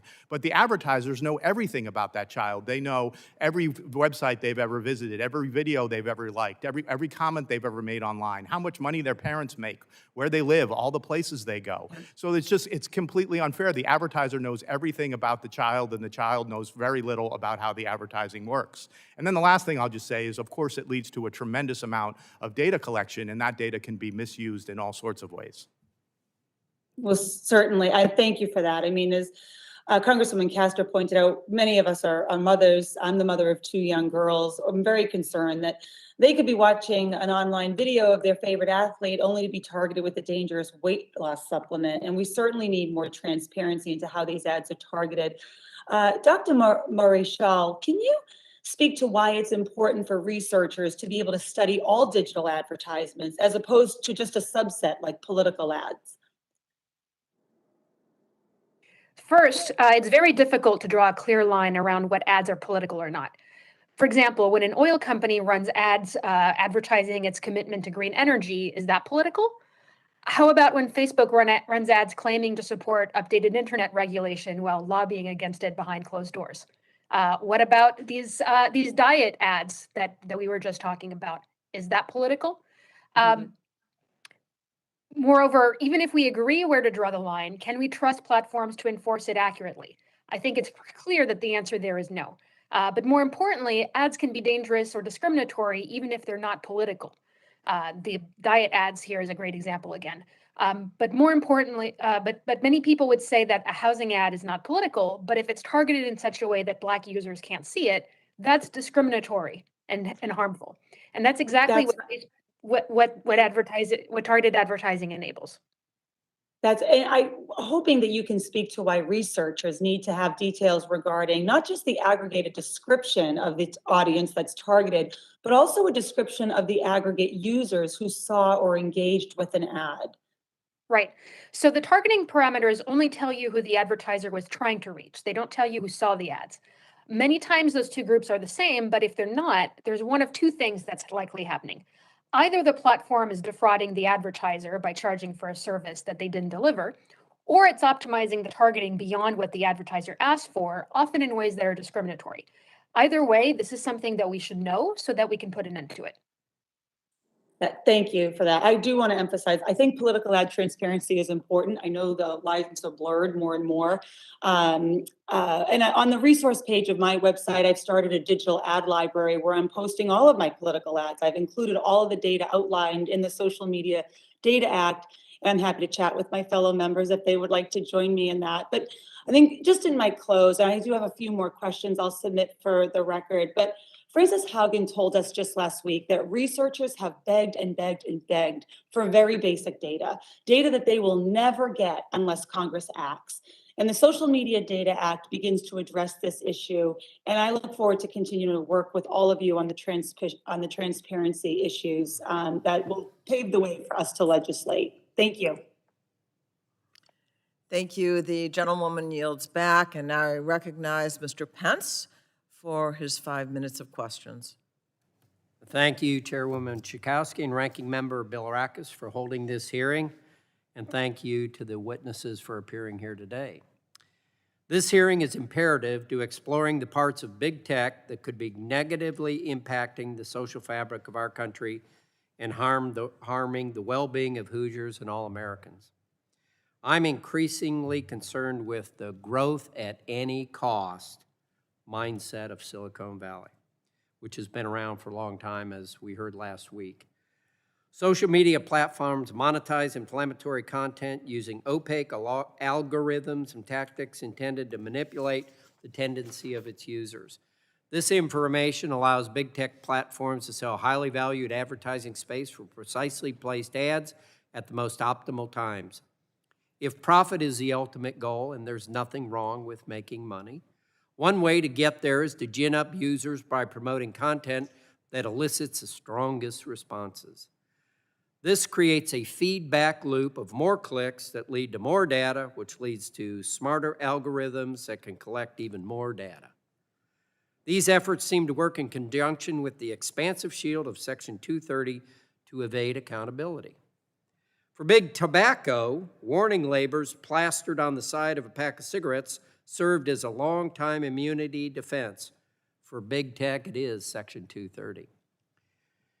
And much like big tobacco, tech companies use these same tactics on our youth to bring in lifelong customers, if some of you remember Joe Camel. Unfortunately, for my constituents, there's little insight into algorithms big tech employs to take advantage of their sweeping access in our everyday lives. nor do Hoosiers have adequate control over the amount of information collected or how it's used to tailor personal and curated content. You know, we had Truth in Lending. We had to take care of that many years ago. Building off the Communications and Technology Subcommittee hearing last week, which many of my colleagues here attended, it's clear this committee needs to get serious with our efforts to rein in big tech. Mr. Greenblatt, I think you would agree that there are positive aspects of social media.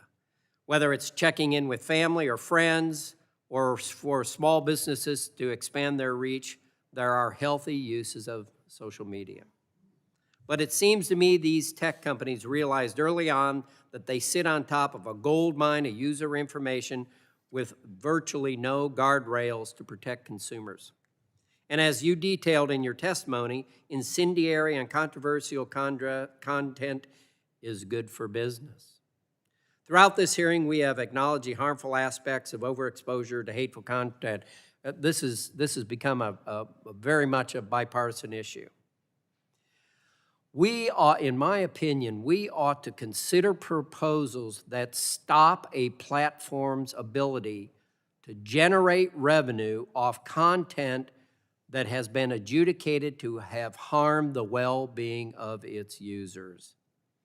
If platforms, Mr. Greenblatt, if platforms were limited in their ability to use algorithms to curate content for users, what would happen to social media companies? Would they still be profitable enough to stay in business?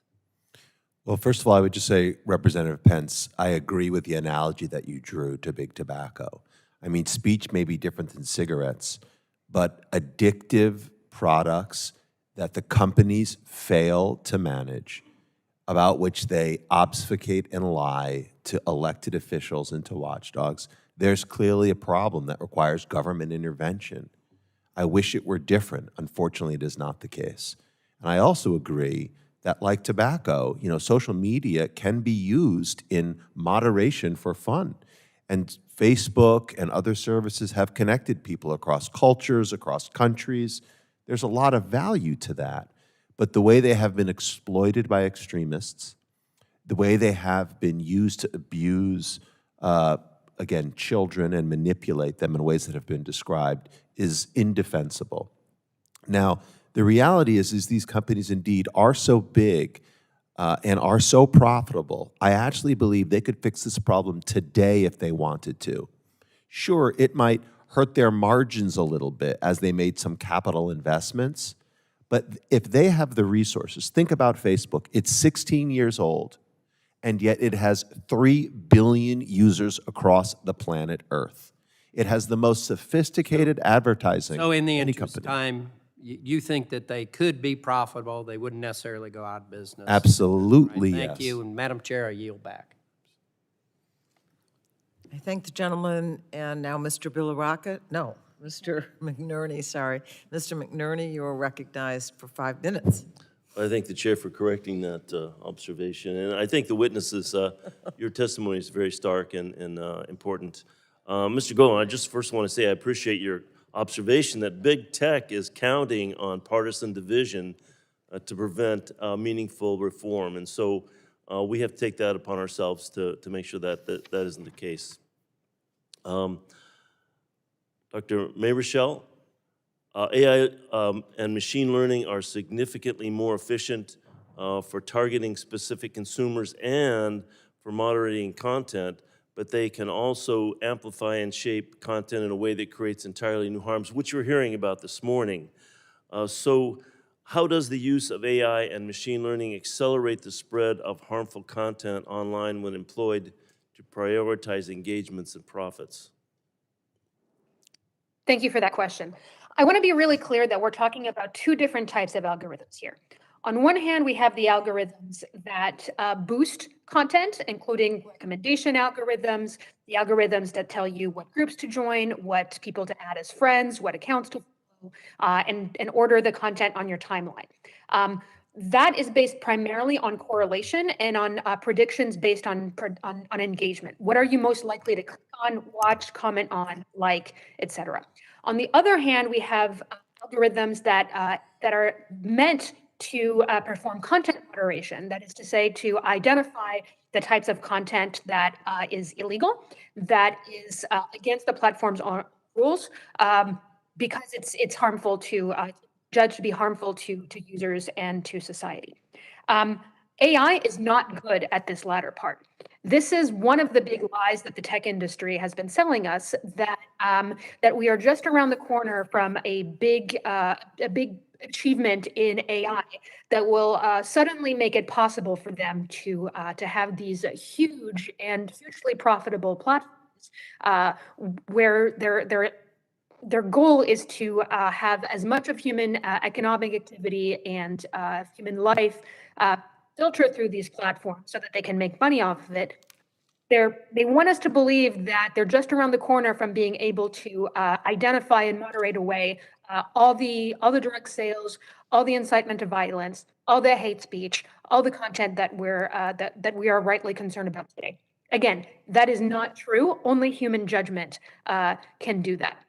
Well, thank you for that clarification. So could increased transparency of artificial intelligence and machine learning by internet platforms help to improve online safety? Absolutely. On the content moderation front, we need to know much more about the state of the art as it is today, and what technology can and cannot do. We've learned from Ms. Haugen's revelations, as well as from other whistleblowers previously, that Facebook in particular basically does not moderate content in languages other than English. I'm exaggerating slightly here, but if you look at Ms. Haugen's testimonies before Congress and in other places, it's really clear that as bad as things are for us in the US and for other English speakers around the world, it is orders of magnitude worse than that elsewhere. When it comes to content recommendation systems, likewise, we really need to understand what recommendations we are getting, what other people are getting, right? I have a sense of what's being recommended to me. I have no idea what's being recommended to you or to other people in society. And again, policy making in this area requires evidence. The first step towards getting evidence is greater transparency. Well, thank you. Some clarification there. I also want to thank you for your recommendation that we not allowed CEOs to be both board members and majority shareholders. Hopefully we can work with the committees of jurisdiction to get that done, to do something there. You also recommended that we should create conditions to help us produce evidence-based policy. Would you expand on that a little bit? Yes, absolutely. So that is what I was referring to when I was speaking to the need for transparency and for researcher access to platform data. So much of what we believe about or think we know about platforms is based on our own individual experience, on anecdotes, on investigative journalism, on a kind of one-off research studies, but it's not comprehensive, right? We have little snapshots of a huge problem, but that is not enough to fully understand the nature and extent of the problems, because only the platforms have access to that information. So I believe that in order to legislate effectively, we need a much more detailed understanding of the facts on the ground. The gentleman yields back. Mr. Armstrong, you are recognized for 5 minutes. Thank you, Madam Chair. I appreciate everybody being here today, and I think how we get here, I've sat through a lot of hearings in this committee and in my former committee, and I think we come down to this simple truth that as the larger the platform gets, more data is collected. More sophisticated algorithms are developed, which further entrenches their place in the marketplace and stifles competition, and continues to incentivize the collection and use of that data to maximize profit. And several of you have basically said this, and you're not unique, we've heard it in a lot of conversations. The problem's with the business model. One that is designed to attract attention, collect and analyze what keeps that attention, and place ads. Whether the content is somehow detrimental to that individual, minor or adult, our society in general, isn't a concern. Now, several tech companies have recently announced that they will eliminate targeted advertising on certain topics. And we all know contextual advertising still occurs in other media. But after doing this for nearly 3 years now, I think my question is basically this. Should we restrict targeted advertising? Should we just restrict it? Should we ban targeted advertising to children? I understand there would be significant consequences. But if the costs, societal costs, are as high as some of the witnesses here and witnesses indeed that we've heard talk about today, it becomes a simple cost-benefit analysis. The business model is not a bug, it's a feature. And it continues to do that. And listen, Republicans talk about increasing competition in the marketplace and how we do that. And oftentimes, and these aren't unique, right? We've had members on both sides of the aisle agree on certain issues. We've had members disagree on issues. But eventually, when we're talking about capitalism, we're talking about profit, we're talking some of the largest, most powerful companies in the history of the world, should we start talking about taking away the financial incentive for platforms to engage in that harmful conduct? There are claims that targeted ads are not only much more effective, but sell at a substantial premium. However, I know of at least one empirical study from 2019 that concludes that after accounting for other factors like user device information or geolocation data, publishers' revenue only increases by about 4% when a user's cookie is available. That increase corresponds to an average increment of just 0.00008 cents per advertisement. And as we continue to do this and we move around and we talk about how we do all of these things, I think the question has to become, how do we disincentivize these companies from financially profiting out of conduct that's particularly harmful to adults and children? And I think we do this, and I've learned just enough about all of this to be dangerous, I think, and we continue to move our way through this. But I think it's about, as a legislative body and as people who interact in this industry, I think it's about time we start having the real conversations about that. And I've got a minute and 50 seconds. Yeah, Mr. Lane. Question mark. Question. The industry is actually moving away from targeted advertising. The last Interactive Advertising Bureau meetings, because of the GDPR and other related rules, are slightly, are moving away. The question isn't targeted advertising that's the problem, especially if you talk with Jonathan Greenblatt. It's what are they watching? And if the algorithms, I worked for Fox, right? So it was, the goal was to, spend a lot of money to watch for the Super Bowl because you got a lot of people watching it. The ads weren't relevant, and so people are going to pay for the ads. They pay a lot of money for Super Bowl ads that are not targeted because of the crowd, the viewership. So the question is how are the algorithms, as I mentioned before, this black hole where they're trying to create people to be stuck in this system, the edge of the net, the edge players, and how do we deal with that issue? I don't think getting rid of targeted advertising is going to help as much for the issues around what Jonathan's talking about as the issue of the manipulation of people and bringing them down this black hole. I would reinforce what Rick said. It's the surveillance advertising that's a problem. So I don't have a problem with advertising to our children. It happens on Saturday morning cartoons, since the dawn of television. It happens in other media. The challenge is that we don't know what information they're collecting. They refuse to be transparent about it. And it's to use the term, one big black hole. So I think what we need is these companies to submit to a degree of transparency, which would elucidate how their marketing works, and again, prevent children and others from being manipulated. And if I was going to have one area in talking with the groups I work with on child safety, is to have the parental controls set to on instead of off. That would go a long way of protecting the kids because most parents don't know how to turn on these parental controls. And having them set to on for children and younger users, both at the device level as well as at the social networking level, would be very helpful. Can I just agree with you, Representative Armstrong, that I think getting rid of data-driven advertising to children is one of the most important things that we could do to protecting them? Well, and I'm 26 seconds over, but I would say the one point to that is whatever the new financial incentive is, we'll have to deal with that one secondly. But the reason I bring it up is the financial incentive to be there. And with that, I yield back. Gentleman yields back. And Congresswoman Clark, you are recognized for 5 minutes. Thank you, Chairwoman Chakowski and Ranking Member Bilirakis for holding this very important hearing. And thank you to our witnesses for your insightful testimony today. Technology will always be a double-edged sword. While it is often a source of good and progress in the world, we must also take care to limit the harms and abuses that inevitably occur. As I mentioned during our hearing last week in the Communication Technology Subcommittee, the widespread use of algorithms by social media platforms to determine the content that users view has far too often resulted in discriminatory practices and the promotion of harmful misinformation. Recent whistleblower reports make it quite clear. These platforms knowingly amplify the most dangerous, divisive content. Indeed, it's central to their business model.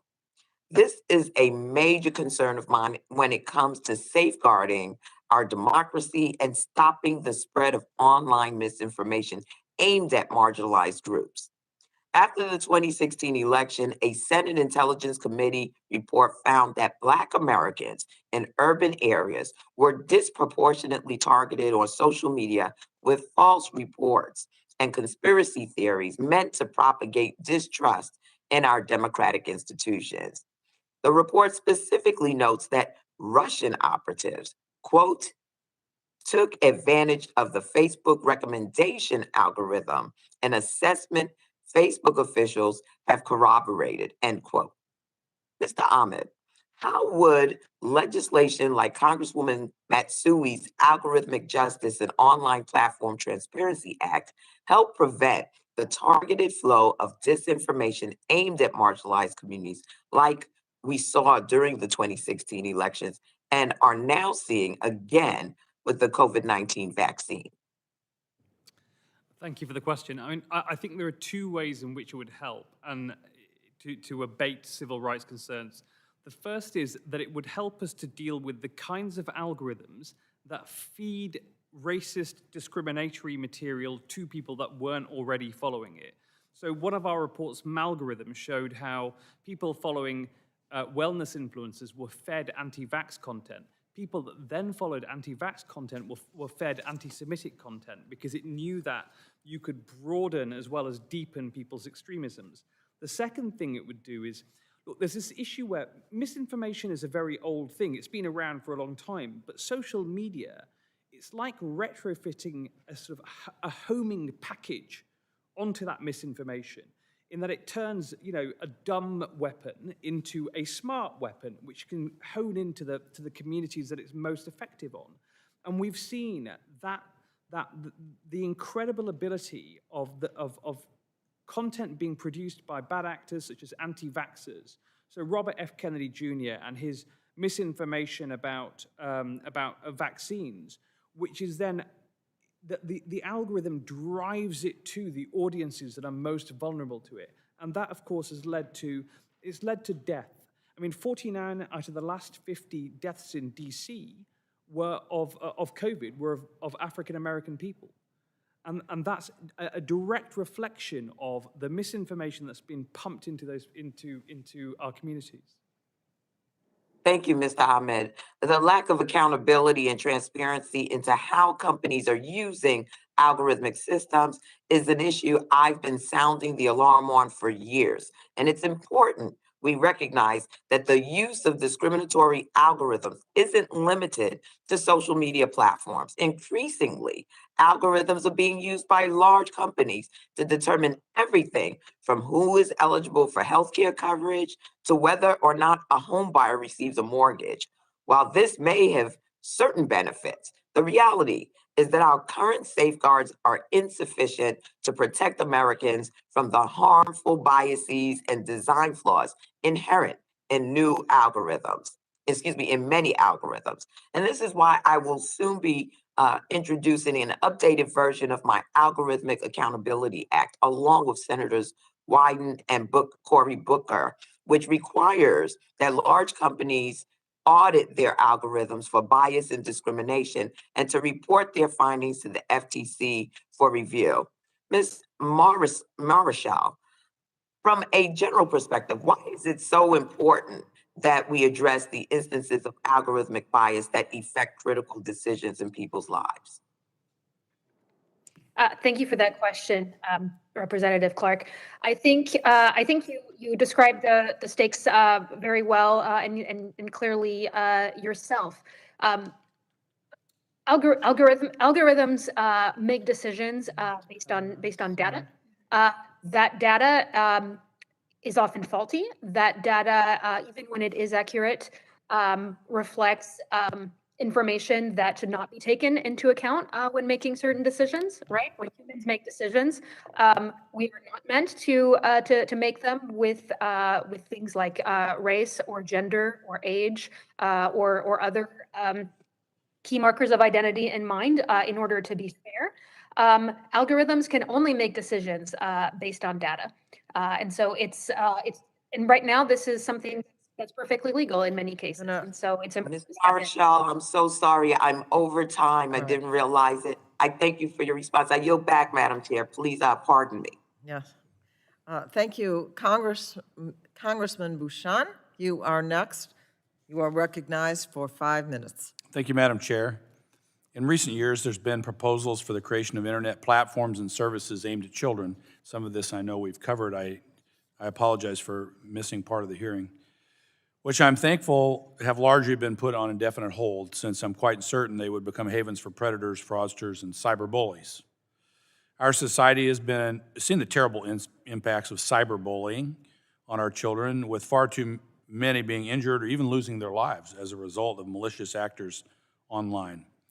Mr. Lane, I applaud you for your work as a child safety advocate opposing these type of bad actors. One proposal that I have put forward would require the publication and annual updating of content moderation practices relating to cyberbullying for internet platforms.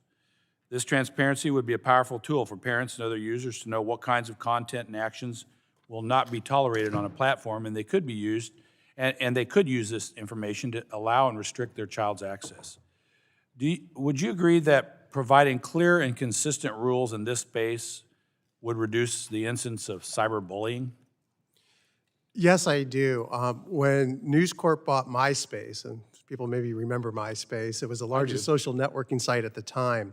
This is one of the areas that we focused on because of the concern that our CEO and others had when we purchased it, the harm that could be occurring through cyberbullying. And it was the first time that we looked. And we did instill a lot of practices to try to stop it and monitor and report to try to hinder the access of folks who are cyberbullying one another. So I do think having clear processes in place would be very helpful. But I also think, getting back to the point I was making earlier about having the parental control functions on in this world, where what kids can talk to which kids, and making sure that they're kids is critically important. I mean, I've got 4 kids. I mean, it's a tough nut to crack. I mean, sometimes you don't even know that your kids are on certain sites. They have dual sites. They have the one where they show their parents, and they have the one that they're actually communicating on. Mm-hmm. And as a parent, I do think parent engagement is extremely important in this situation, because we, as parents, said we have access to all of your phone information and your computer information, and the first time that you don't give it to us, you lose your phone, you lose your access to the computer. Yeah, this has been an area where Nicosi has been very active in this space because of the harms. As kids go down a really bad rabbit hole in this area, and it can be so detrimental to their health, their safety, and their education, and it's something that really needs to be addressed. Yeah, and we can have everything in place, and that if the parents are or guardians are not daily, really, I mean, I've got 4 kids, daily engaged in what their kids are doing, we can do all we want here, but we may not still be able to stop it, but it's important to do it. Do you think the current patchwork of laws, regulations, and policies regulating the space to date have actually helped to allow cyberbullying in many cases? I don't know. I mean, the hard part with cyberbullying that we faced even at MySpace was the free speech, First Amendment. What is cyberbullying? What is bullying? And that's always difficult to address. So the patchwork work of different state laws, I mean, it's always hard when it's that way and there's no national law. I don't know, and we tried to figure this out ourselves, how you draft a law that completely can stop cyberbullying. I'm just curious, did you have childhood and teenage consultants on this when you know, I know it sounds crazy, but all of us that have kids understand that what we think as parents might be one thing, the kids actually have quite a bit of insight. And I talk to my kids and I'm like, okay, I don't quite get this, but it'd be interesting to know if that you think that would be helpful, where actually companies and maybe even Congress hear from teenagers, hear from kids about what's happening out there.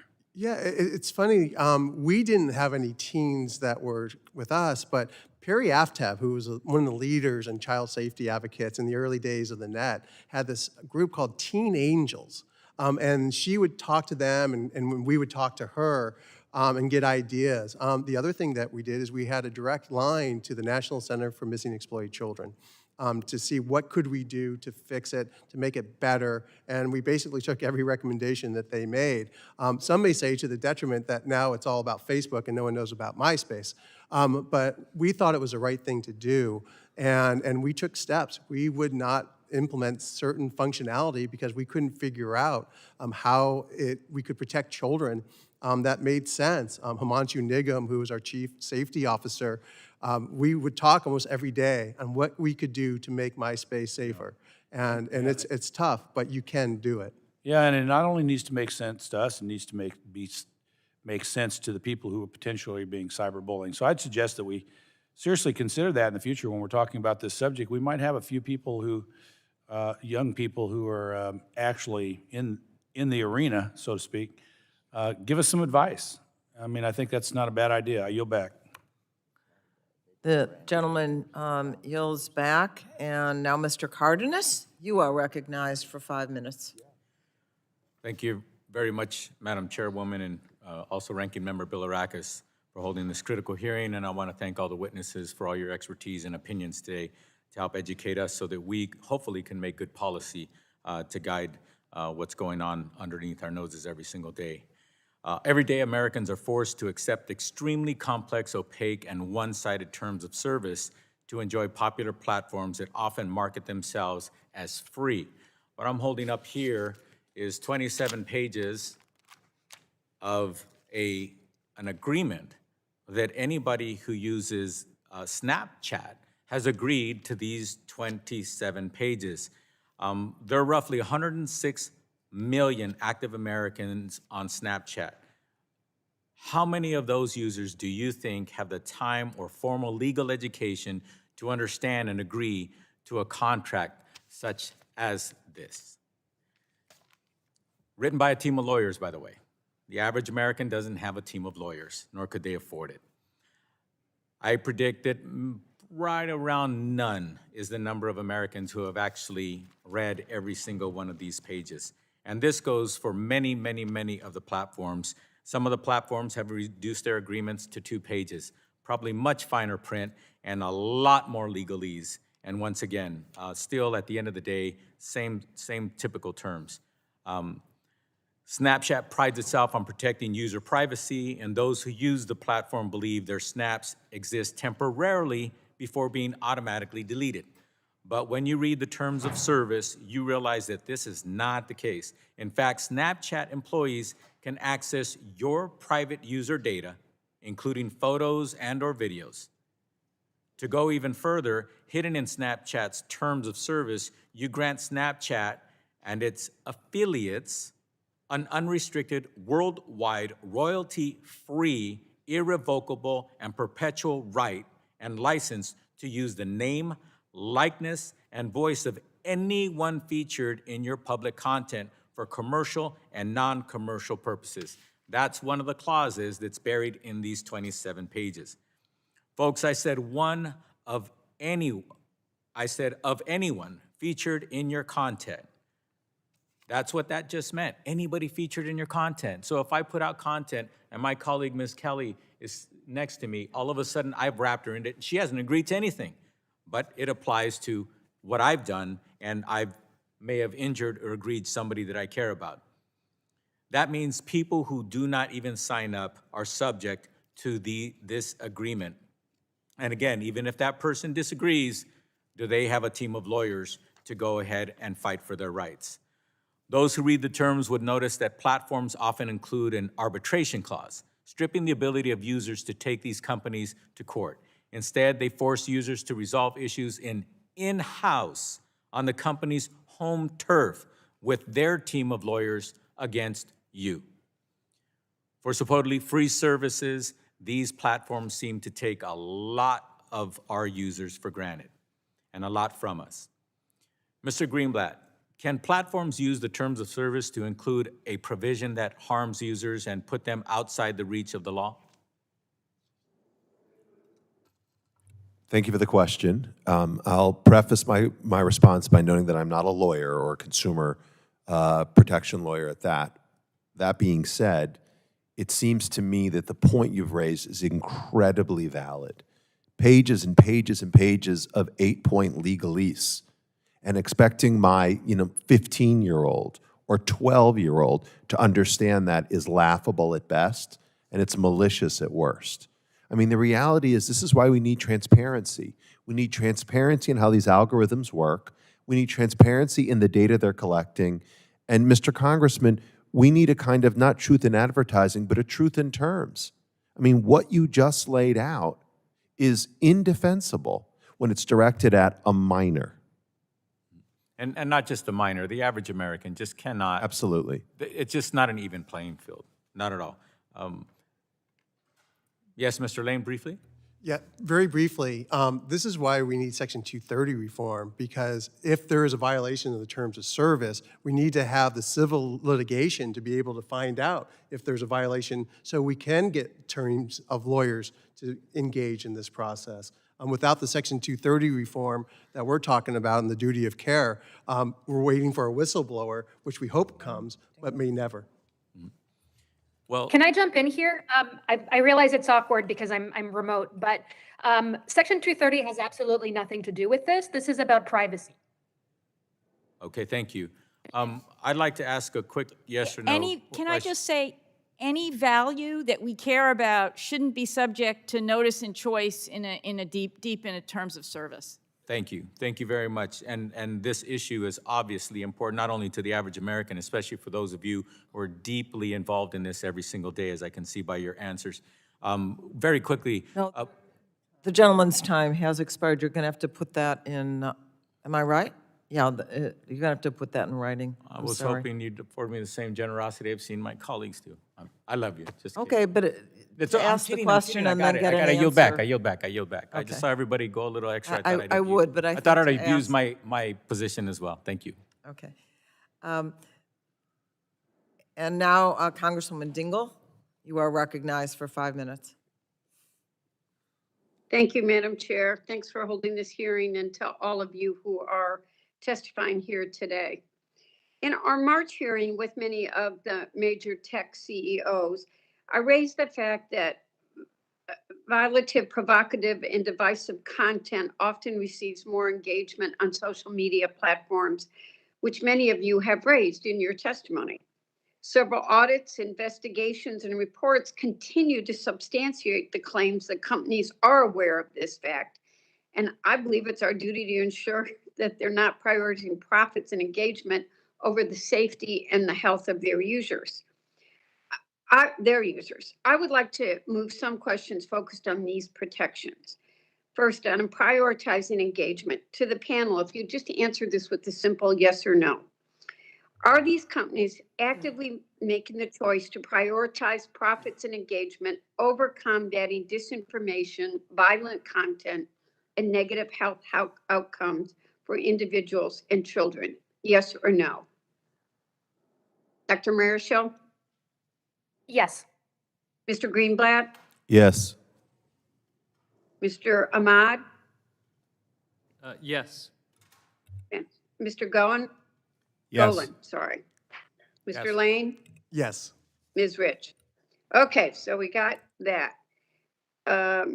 So my next question is, for Dr. Maria Shaw. Is there significant evidence that the changes we're proposing today to these platform algorithms will have an outsized impact on user engagement on the platform? What is the cost benefit for consumers and companies in incentivizing or requiring these changes? That's a great question, Congresswoman. I think the single most impactful thing that we could do to change the current incentives, which, as you say, push companies to prioritize engagement above all else, is to ban surveillance advertising. This would most effectively be done through comprehensive privacy reform. Thank you for that. I firmly believe that independent researchers and the FTC should have access to data from these companies to ensure that features and user data are not being exploited in ways that push individuals and children towards disinformation, violence, extremism, negative health outcomes. And that's why I am supporting one of the Social Media Data Act introduced by my colleague, Rep. Trahan, to ensure that researchers have access to information on targeted online digital advertisements to study their potential harms to consumers and create a working group to establish guidance on handling this data. In March, I asked Mark Zuckerberg if he was opposed to a law to enable regulators to access social media algorithms. Can't even talk today. In his response, he said that giving more transparency into these systems was important, but we sure haven't seen any progress on Facebook on that issue so far. So, Dr. Marisha, why have companies so far resisted increased transparency on sharing advertising data with independent regulators and researchers, despite repeated commitments to do so and repeated revelations that they are aware of the impact? In short, because as bad as they are at moderating and governing user content on their platforms, they're even worse at moderating advertising. Facebook and other platforms are replete with ads that are illegal in the country in which they are served, that violate the platform's own stated rules, and they don't want to get caught doing that. And they know that when in the case of Facebook, it's 99% of their revenue comes from targeted advertising. For Google, it's in the 90% or something like that. It's very high for other platforms as well. That once you start tugging at that string, that the whole house of cards is likely to come down. This is a completely ungoverned and anti-competitive sector of the economy that needs to be regulated as soon as possible. So I have many other questions, which I'll submit for the record, but I'll give you my last one for Dr. Marichal. How do platforms create additional barriers, or in some cases, completely block independent researchers from obtaining data? And how would the Social Media Data Act alleviate some of these obstacles? That's a great question. So, the New York, the NYU Ad Observatory case from this summer is really the prime example of that. Companies, first of all, are constantly changing their code to make it harder for researchers to scrape or to automatically collect information that is publicly on the internet that you don't need a login to access. They also shut down the accounts, deplatform individual researchers when they start to do research that the companies find threatening. That's what happened to Laura Edelson. You're gonna have to wind up your answer right now. Thank you, ma'am. They also sue individual researchers, which is very chilling to research. Thank you, Madam Chair. I will say one thing, the consequences of these decisions are boldly apparent and in many cases deadly. Thank you, Madam Chair, for holding these hearings, and I hope our committee acts soon. The gentlelady yields back, and now my colleague from Illinois, Congresswoman Kelly, for 5 minutes. Thank you so much, Madam Chair, for holding this hearing today, building off of our productive Communications and Technology Subcommittee hearing last week. I want to thank the witnesses for testifying today and helping us craft legislation to hold big tech accountable. And to Mr. Greenblatt, I just wanted to say to you, 20 years ago, maybe more now, I got engaged with the Anti-Defamation League, and it changed my life because I got involved in a world of difference and a campus of difference. So you helped me see things through a great lens that I still have with me. One of the fastest growing methods for acquiring customers online is through influencer marketing. Influencers are people who have a lot of followers or social influence online who then use that influence to endorse and sell products. Today, influencer marketing is a multi-billion-dollar industry in the U.S. What I find concerning is that so many of today's top influencers are children, so-called kid-fluencers with massive followings on social media. It is not clear online when content is organic or sponsored advertising. Studies show this problem is significantly worse for children because children do not yet have the cognitive abilities to make these distinctions. Mr. Golan, can you talk about the harms of kidfluencers pose for children online, and why do you believe such advertising has become so prevalent? Yeah, so the reason it's become so prevalent is because it's allowed on the internet and it's not allowed on children's television. So on children's television, we have the Children's Television Act, which prohibits product placement. It prohibits a host from selling directly to children. And we don't have the same rules online, which makes no sense. If a child is watching a video on YouTube, they certainly deserve the same protections if they're watching it on Nickelodeon or Disney or another television channel. And the harms, so children's understanding, they already understand advertising less than adults, but the way that we can get children to understand advertising better is by having it clearly separated from content. What research shows is the more that advertising is embedded, the less children understand about what's going on.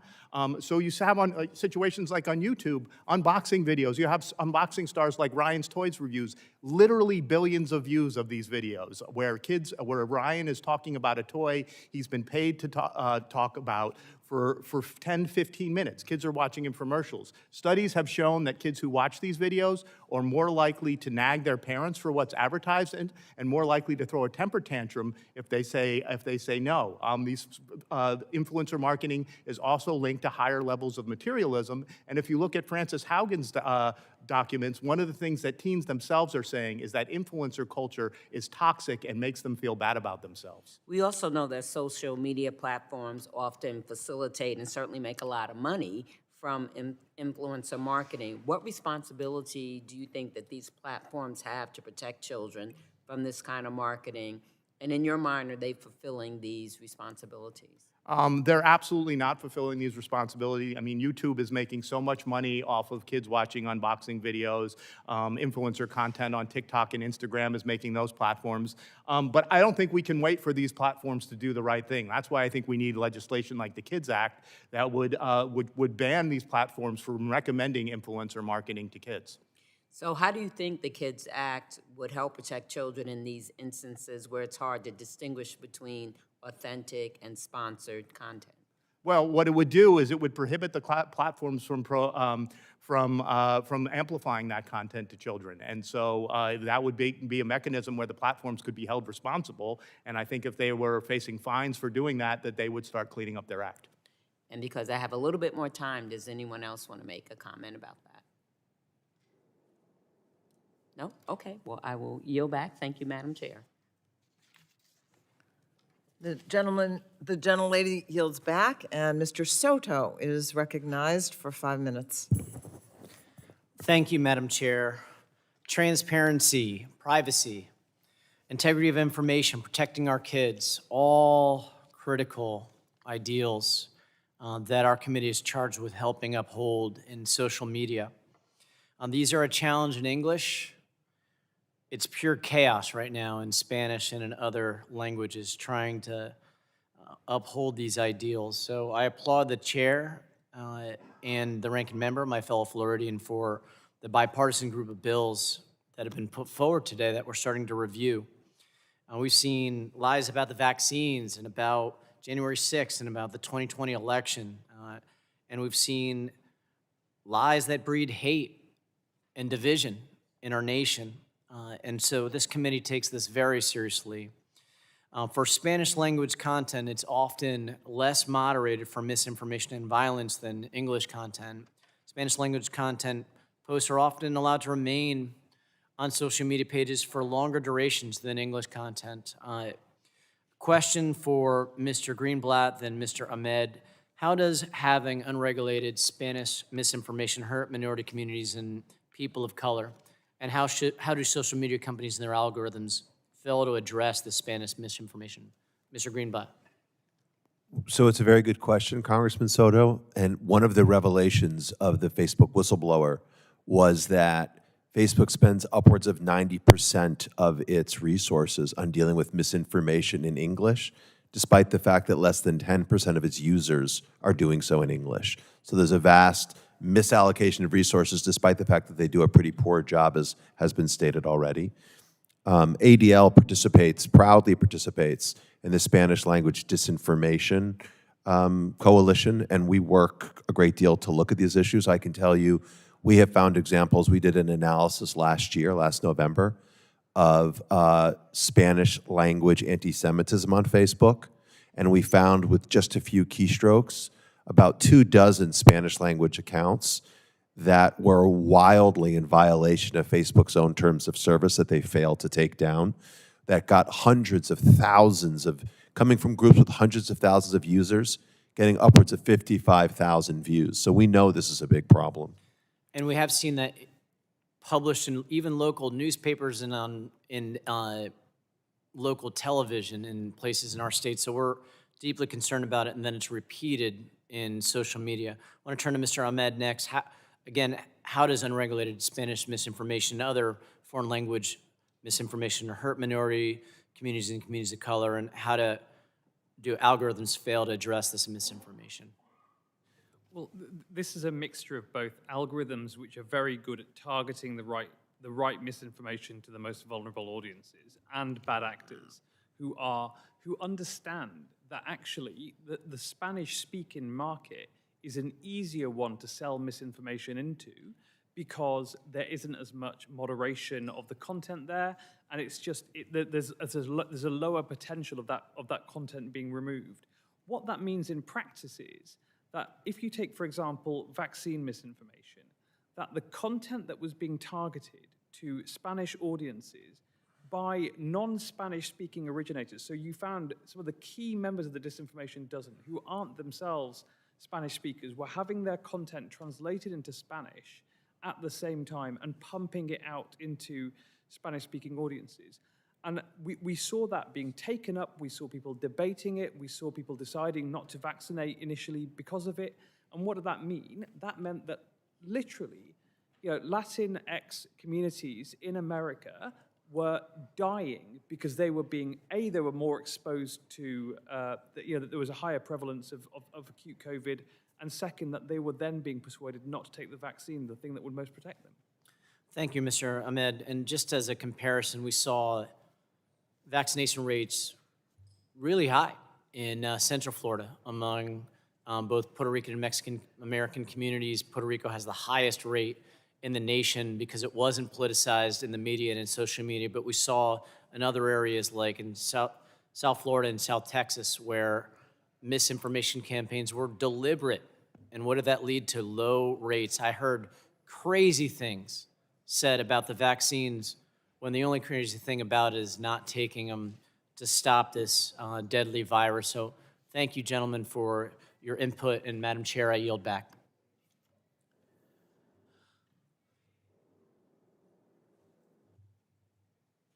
It's to Doyle? Okay. The gentleman yields back, and now as we welcome a wave-on to the committee, and that would be the chairman of, also a chairman of the subcommittee, Mr. Doyle, for his 5 minutes of questions. Well, thank you very much, Madam Chairwoman, and to both you and Chairman Pallone, continuing this series of legislative hearings to move forward with common sense solutions to protect consumers online and to hold online platforms accountable for their actions. Last week at the Communications and Technology Subcommittee, we heard from experts on the harms caused by online platforms, as well as experts on legislative solutions to address these significant problems. And as we've heard from panelists today, providing victims access to the courts is not enough to address the breadth of issues surrounding tech platforms. I agree that transparency and other accountability measures are necessary as well. So today's hearing and the witnesses' testimony are very important as we move forward. Mr. Greenblatt, you also made comments to this effect. In your testimony, you note that hate speech and potentially disinformation and other dangerous content is often protected by the First Amendment. And then you go on to say that we need to do more than just focus on Section 230 reform as we work to hold platforms accountable. Can you first talk about how some platforms are tuned for disinformation? I'd like to hear more detail on how some platforms' designs encourages disinformation, hate speech, and harmful content. Thank you very much for the question, Congressman Doyle. So first of all, let's just acknowledge that hate speech is part of living in a free society. Our First Amendment protects ideas, even those that we don't like. But the challenge is hate speech is not the same, and speech that causes direct harm is different. Freedom of speech is not the freedom to slander people. Freedom of expression is not the freedom to incite violence. So platforms like Facebook or Twitter, Congressman, that often will use anonymity, that don't take down posts that are directly threatening to people, that don't take down posts that express lies or misinformation, are directly damaging to the public good. Now, the reality is that there's a reason why newspapers, magazines, movies, television, radio, and all other media do not allow such content on their services, because they would be liable for litigation and for lawsuits if they did. Only the social media companies enjoy the privilege of non-accountability, and that's because of the loophole in the law, Section 230 that was referenced earlier. Thank you. Research has shown that with very little information about a user, Facebook's algorithms can actively begin showing conspiracy theory and other disinformation to that user. Is it good policy that federal law protects Facebook from any harm that comes to the user as a result of that information? Absolutely, it is bad policy. It is unambiguously bad public policy, and it's a loophole that extremists have exploited to great effect. And again, we've seen where out in the open, extremists use Facebook groups to organize actions against other individuals. This would be inexcusable, again, in any other context. People are allowed to say hateful things. The question is whether Facebook and the other services should privilege them, should amplify them, should elevate them. I say the answer is no. So how do we pair the transparency and reporting requirements with other reforms like we discussed last week to protect both online users and maintain a healthy online ecosystem? And how do we have meaningful transparency requirements that are not abused by those promoting hateful and other odious forms of speech, even if protected by the First Amendment? Well, I think one of the things that could be done right away, Mr. Congressman, would be to allow researchers access to this information. You don't have to necessarily make it available to the entire public, but accredited researchers who apply could be given access. And you'd need to have real criteria so that the Facebook and the other companies couldn't deny credible requests. But you have, as public servants, and in the government, you have to be compliant with the FOIA request. There's no reason why we couldn't create a similar FOIA-type requirement of these companies, because the data they have is our data, it's public data, it's citizen data, and they should be more transparent in sharing it. Thank you. Mr. Ahmed, we know through your research and now through Facebook's research, thanks to Frances Haugen, that a small number of users are responsible for much of the disinformation that we're seeing online. Clearly, the incentives are not aligned for these platforms to take this type of content more seriously, even when we know it leads to real-world harms. Can you tell us how the bills before us today will help realign the incentives? Well, I think comprehensively what they do is give us more illumination as to the underlying rationale, the drivers, the business decisions, the economic rationale for allowing this content to remain on their platforms. And they really have. I mean, look, the Disinformation Dozen, of their 98 social media accounts, 42 are still up. they still have around 52% of their audiences that they had before we wrote that report. So yes, some action's been taken, but for the main part, over half of it is still up there. Now, why is that true? What these would collectively do is start to create some transparency and therefore accountability for those failures. Thank you, Madam Chair, for holding this hearing, and I yield back. Thank you, Mr. Doyle. We're honored to have your presence today. I want to now recognize Representative Lesko for your 5 minutes. Thank you very much, Madam Chairman, and thank you to all of the panel members for testifying today. This is such an important issue. It's been said that false information spreads so much faster on social media than accurate information, and I found that to be true. And I think a lot of it is because people, you know, whether it's media outlets or whoever it is, want us to have salacious titles and things so that we click on it and then and use it. But my first question is for Jessica Rich. Jessica, the FTC recently released the draft FY 2022 through 2026 plans. I understand Chairman Khan deleted language from the FTC mission that specifically says that the FTC will accomplish their mission without unduly burdening legitimate business activity. How concerned are you that this altered mission statement could lead to increased costly regulatory burdens on businesses? The deletion of that language sends a really bad message, and I would like to think of my former agency that it was a mistake. But that they're planning to put it back in. One thing that it's important to remember is that regardless of whether that language is in a mission statement, that concept runs throughout so much law and policy at the FTC that regardless of mission statement or no mission statement, it's going to be very hard to ignore undue burdens on legitimate business activity. It's built into deception, it's built into unfairness, it's built into substantiation, fencing in so many doctrines, but it was very ill-advised to take it out of the mission statement, and it sends a terrible message. Thank you for that answer. And also to you, Jessica Rich, as you said, you're a former FTC director of the Bureau of Consumer Protection. What is your reaction to the granting the FTC civil penalty authority language in the mission statement?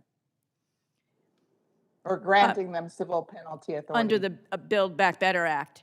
The FTC badly needs stronger remedies, especially with the rollback of 13B authority. But it would be far better for both the FTC and the public if this type of authority came with more direction from Congress regarding the situations where this would apply.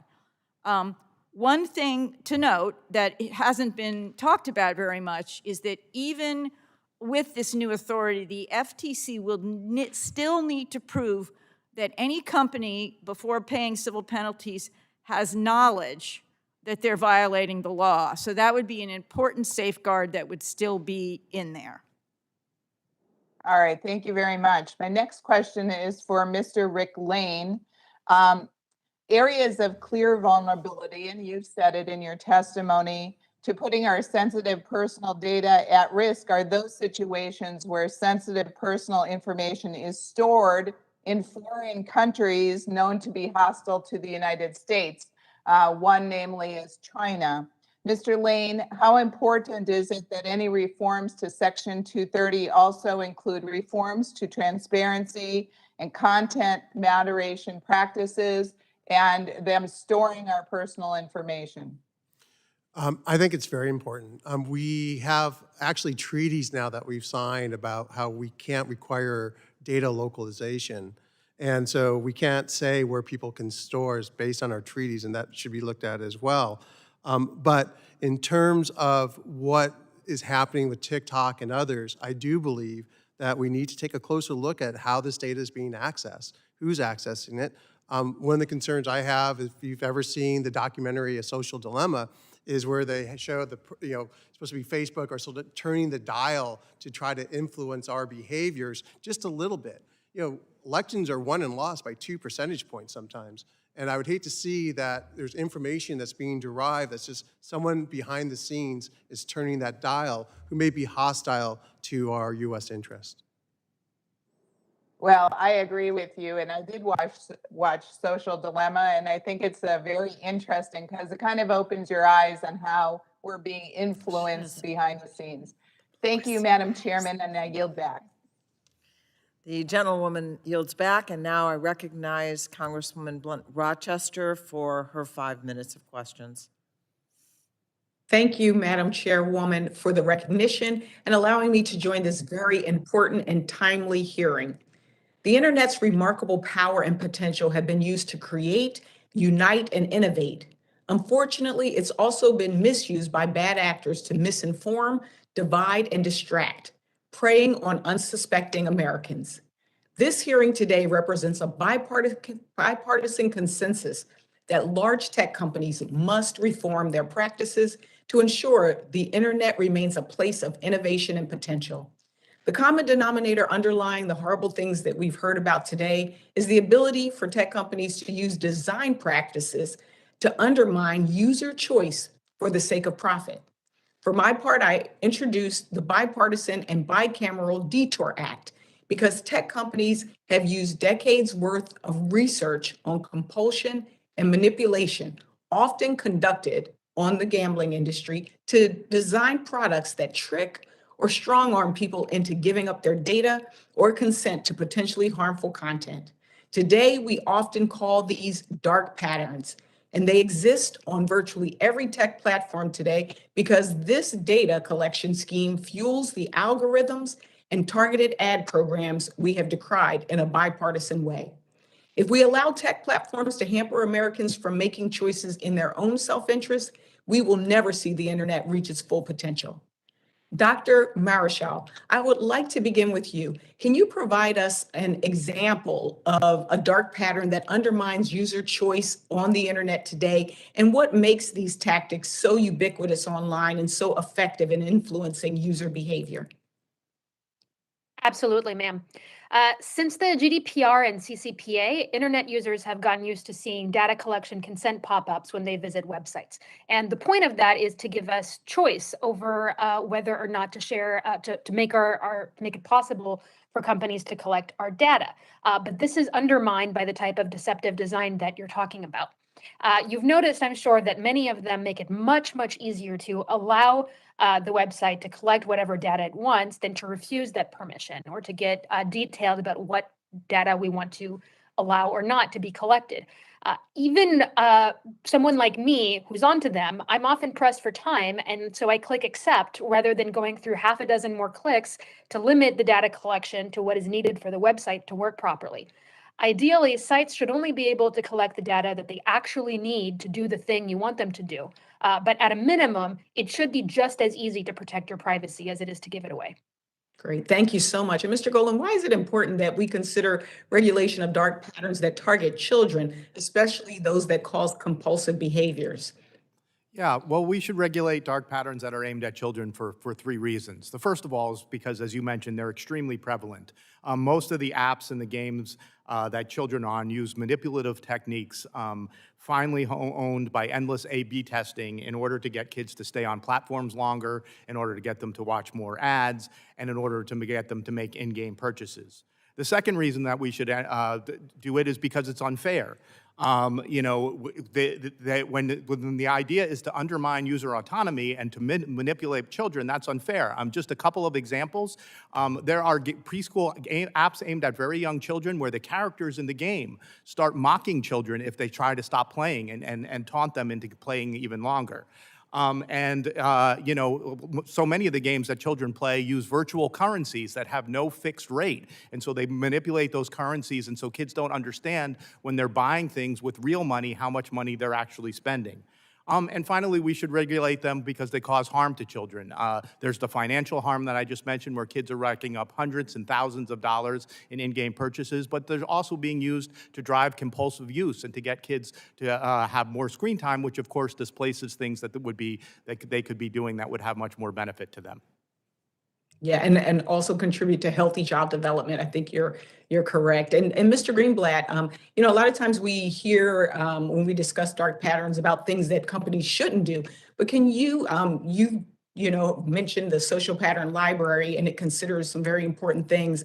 What are good design principles? Can you describe some of the findings and recommendations that ADL made as part of the social pattern library? Yes, thank you for the question. A few points. I mean, number one, nudges are very useful. And we've seen services like YouTube and Twitter implement them based on our recommendations and actually decrease the prevalence of hate on their platforms. Number two, doing things like turning off the automatic auto reel that you often see on services like YouTube. So the videos keep playing over and over again, and the young people, the children, are just fed this content without actively choosing it. Number three, another design principle is you don't have to have, let's say, controversial videos.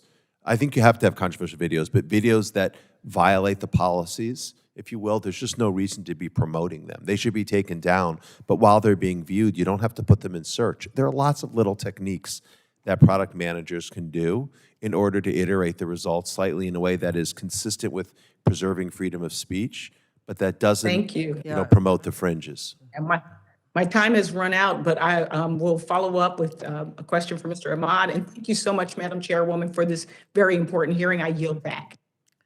Thank you. And Mr. Wahlberg, you are now recognized for 5 minutes. Thank you, Madam Chairwoman.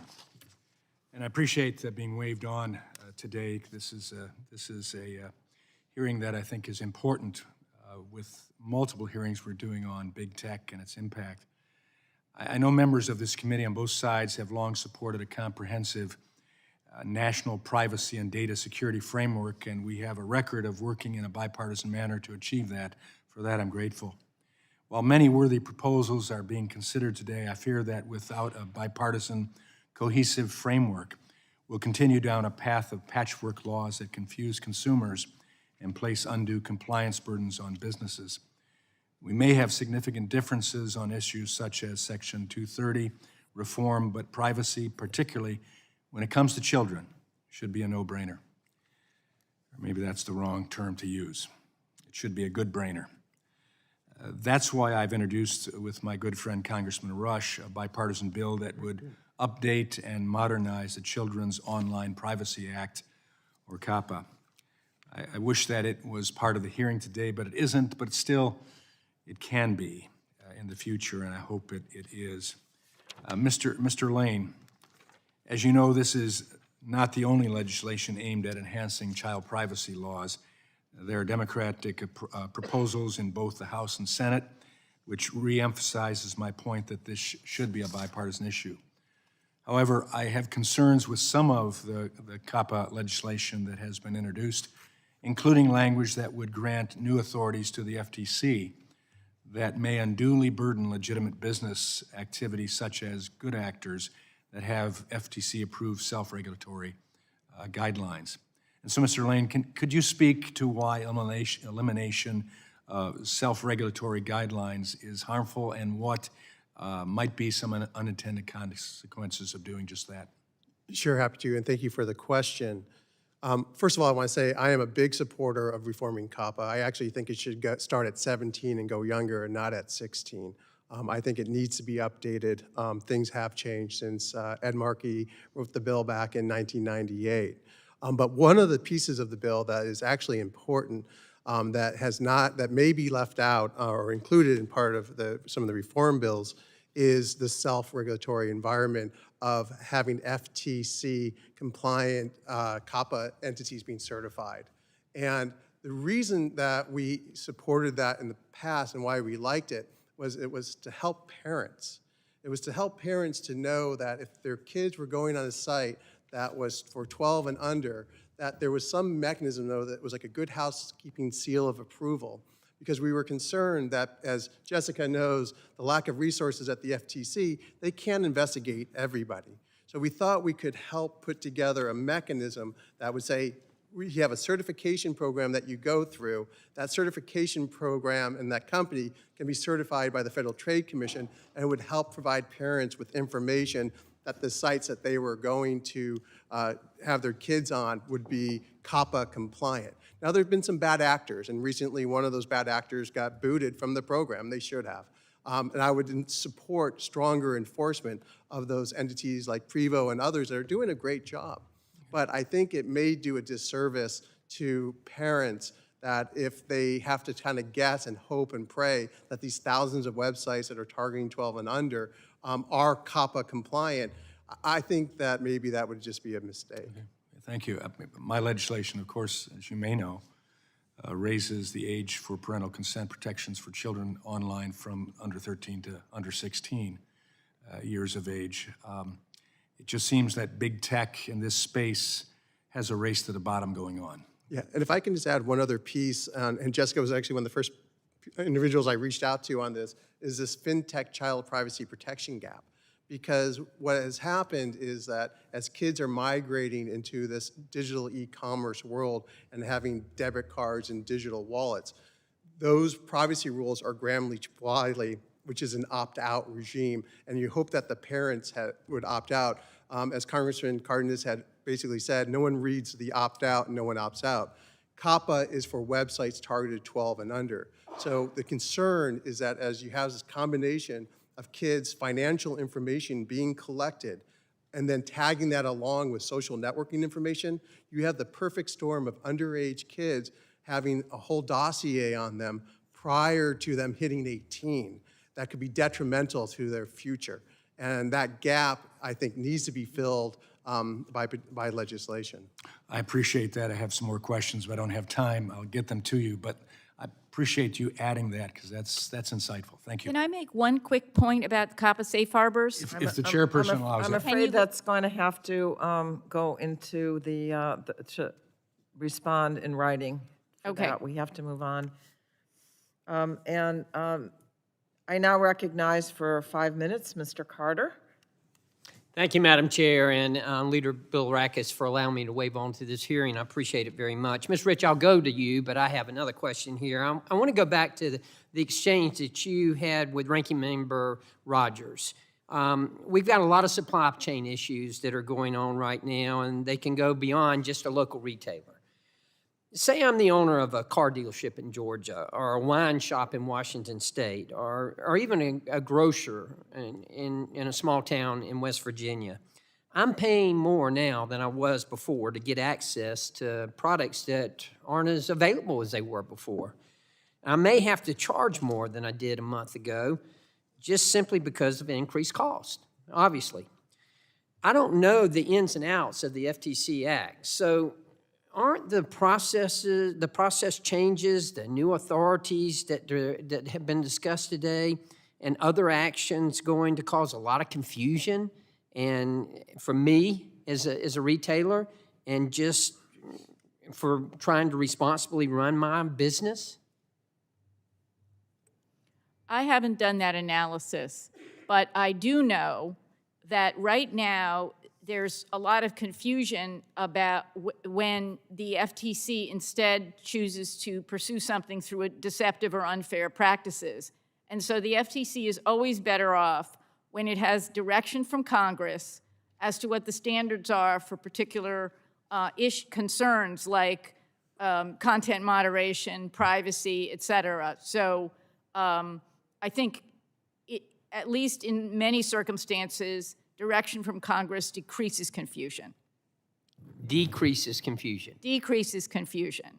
Okay. Now, what I think maybe you're asking about, though, is the issue of having multiple sectoral laws instead of one law together, which I've been advocating for privacy, where at least companies would be able to look in one place for a lot of direction about important issues like data use. Right. And I do think having one comprehensive privacy law, which could include many of these elements in it, would be better off than having multiple sector laws. Look, I was in business for over 32 years, and I can tell you, first of all, I didn't have time to do all this kind of research. Secondly, I mean, we're inside baseball here, but many of these people, many of these business people, they don't know how to navigate all this. I agree that multiple sectoral laws, which is in the area I'm the greatest expert in, which is privacy, has not been good for small companies or even big companies, but it definitely is worse for small companies who really can't figure out what laws apply to them. Right. All right, let me move on. Earlier this year, there were several Senate Democrats that sent a letter to Chairwoman Khan at the FTC encouraging her to begin a rulemaking process on privacy. I'm hopeful my colleagues in the Senate will second-guess this approach once they know how complicated it truly is, because it is truly complicated. And we don't need it to be complicated. We need to simplify, be thoroughish, simplify, simplify, simplify. Ms. Rich, I'm also concerned with the timeliness that it's going to take to complete a rulemaking process on data. Can you shed some light on how long that process might take and what that might mean for consumers and companies looking to understand all this patchwork of state laws? There's been a tremendous overselling of the potential of the FTC to issue a rule on its own using its MAGMOS authority. Under that is a very cumbersome process. It requires, for each mandate in a rule, the FTC has to prove it's unfair, deceptive, and prevalent, and then there's all sorts of procedural hurdles.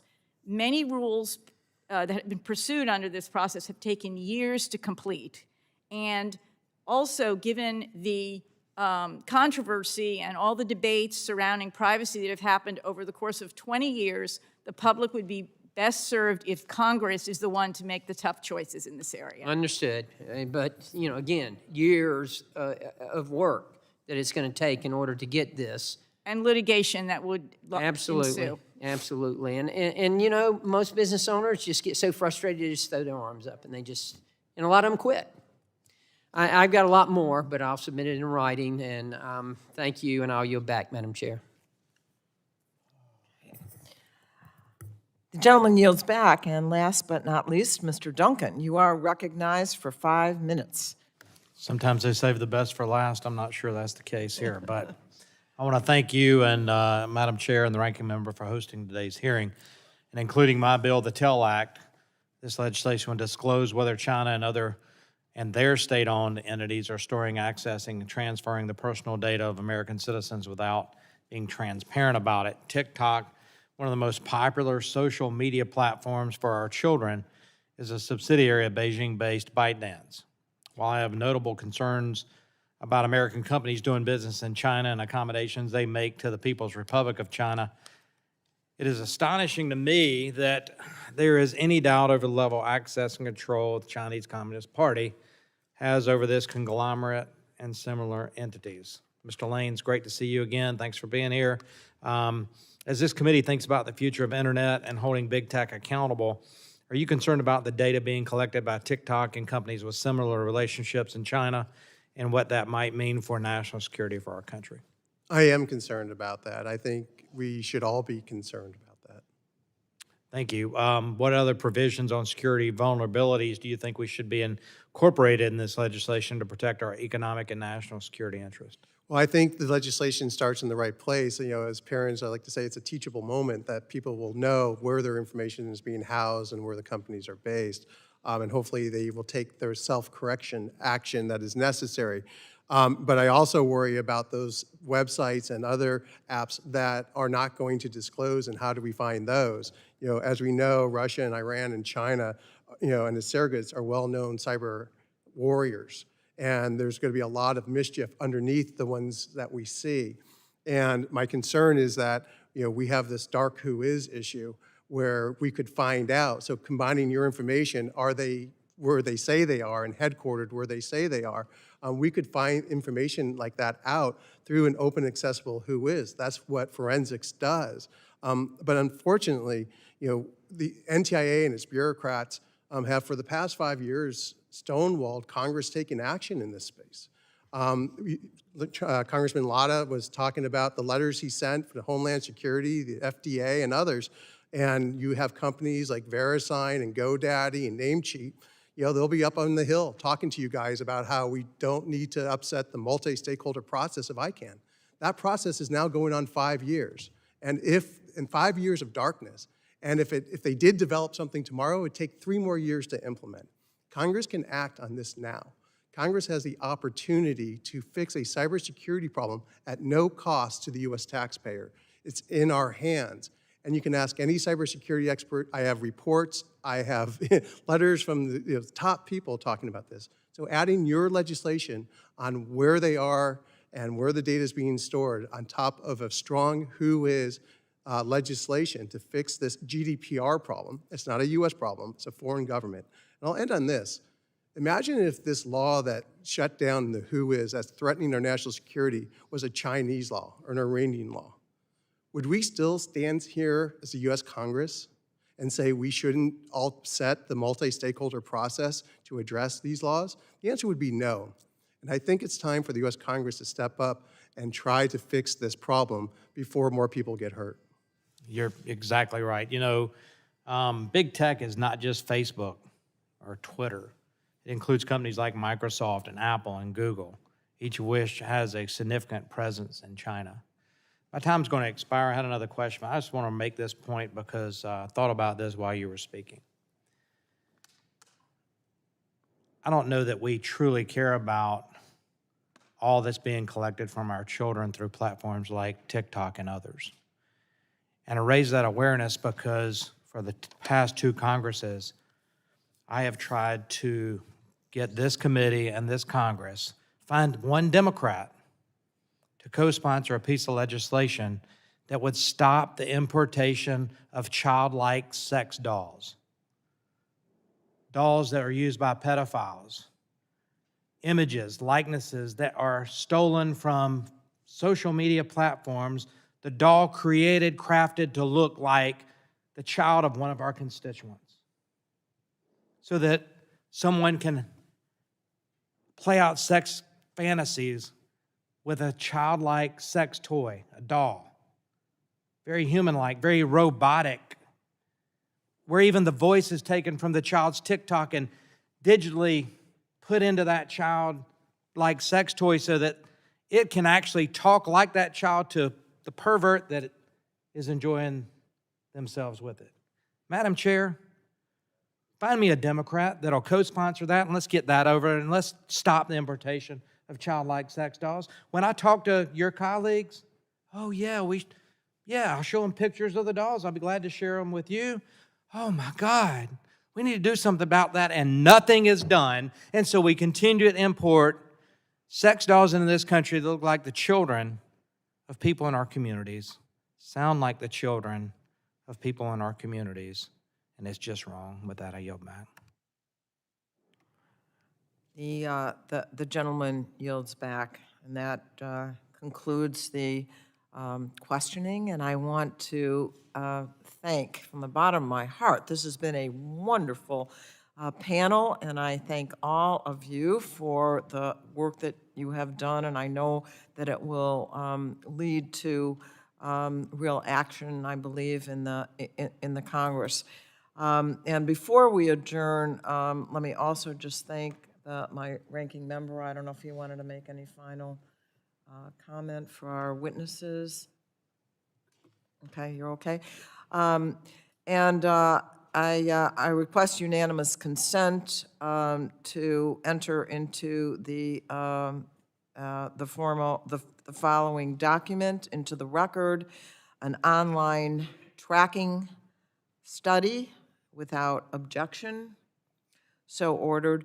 And just stay for one more second because I want to remind members that pursuant to committee rules, they have 10 business days to submit additional questions for the record. I know there were some unfinished questions that need answers to be answered by the witnesses who have appeared today, and I ask the witnesses to respond as promptly as possible to any questions that may come to you. Once again, thank you. Thank you to the participation. There were 5 waive-ons to this committee, which is a lot, showing the kind of interest in this, in this committee.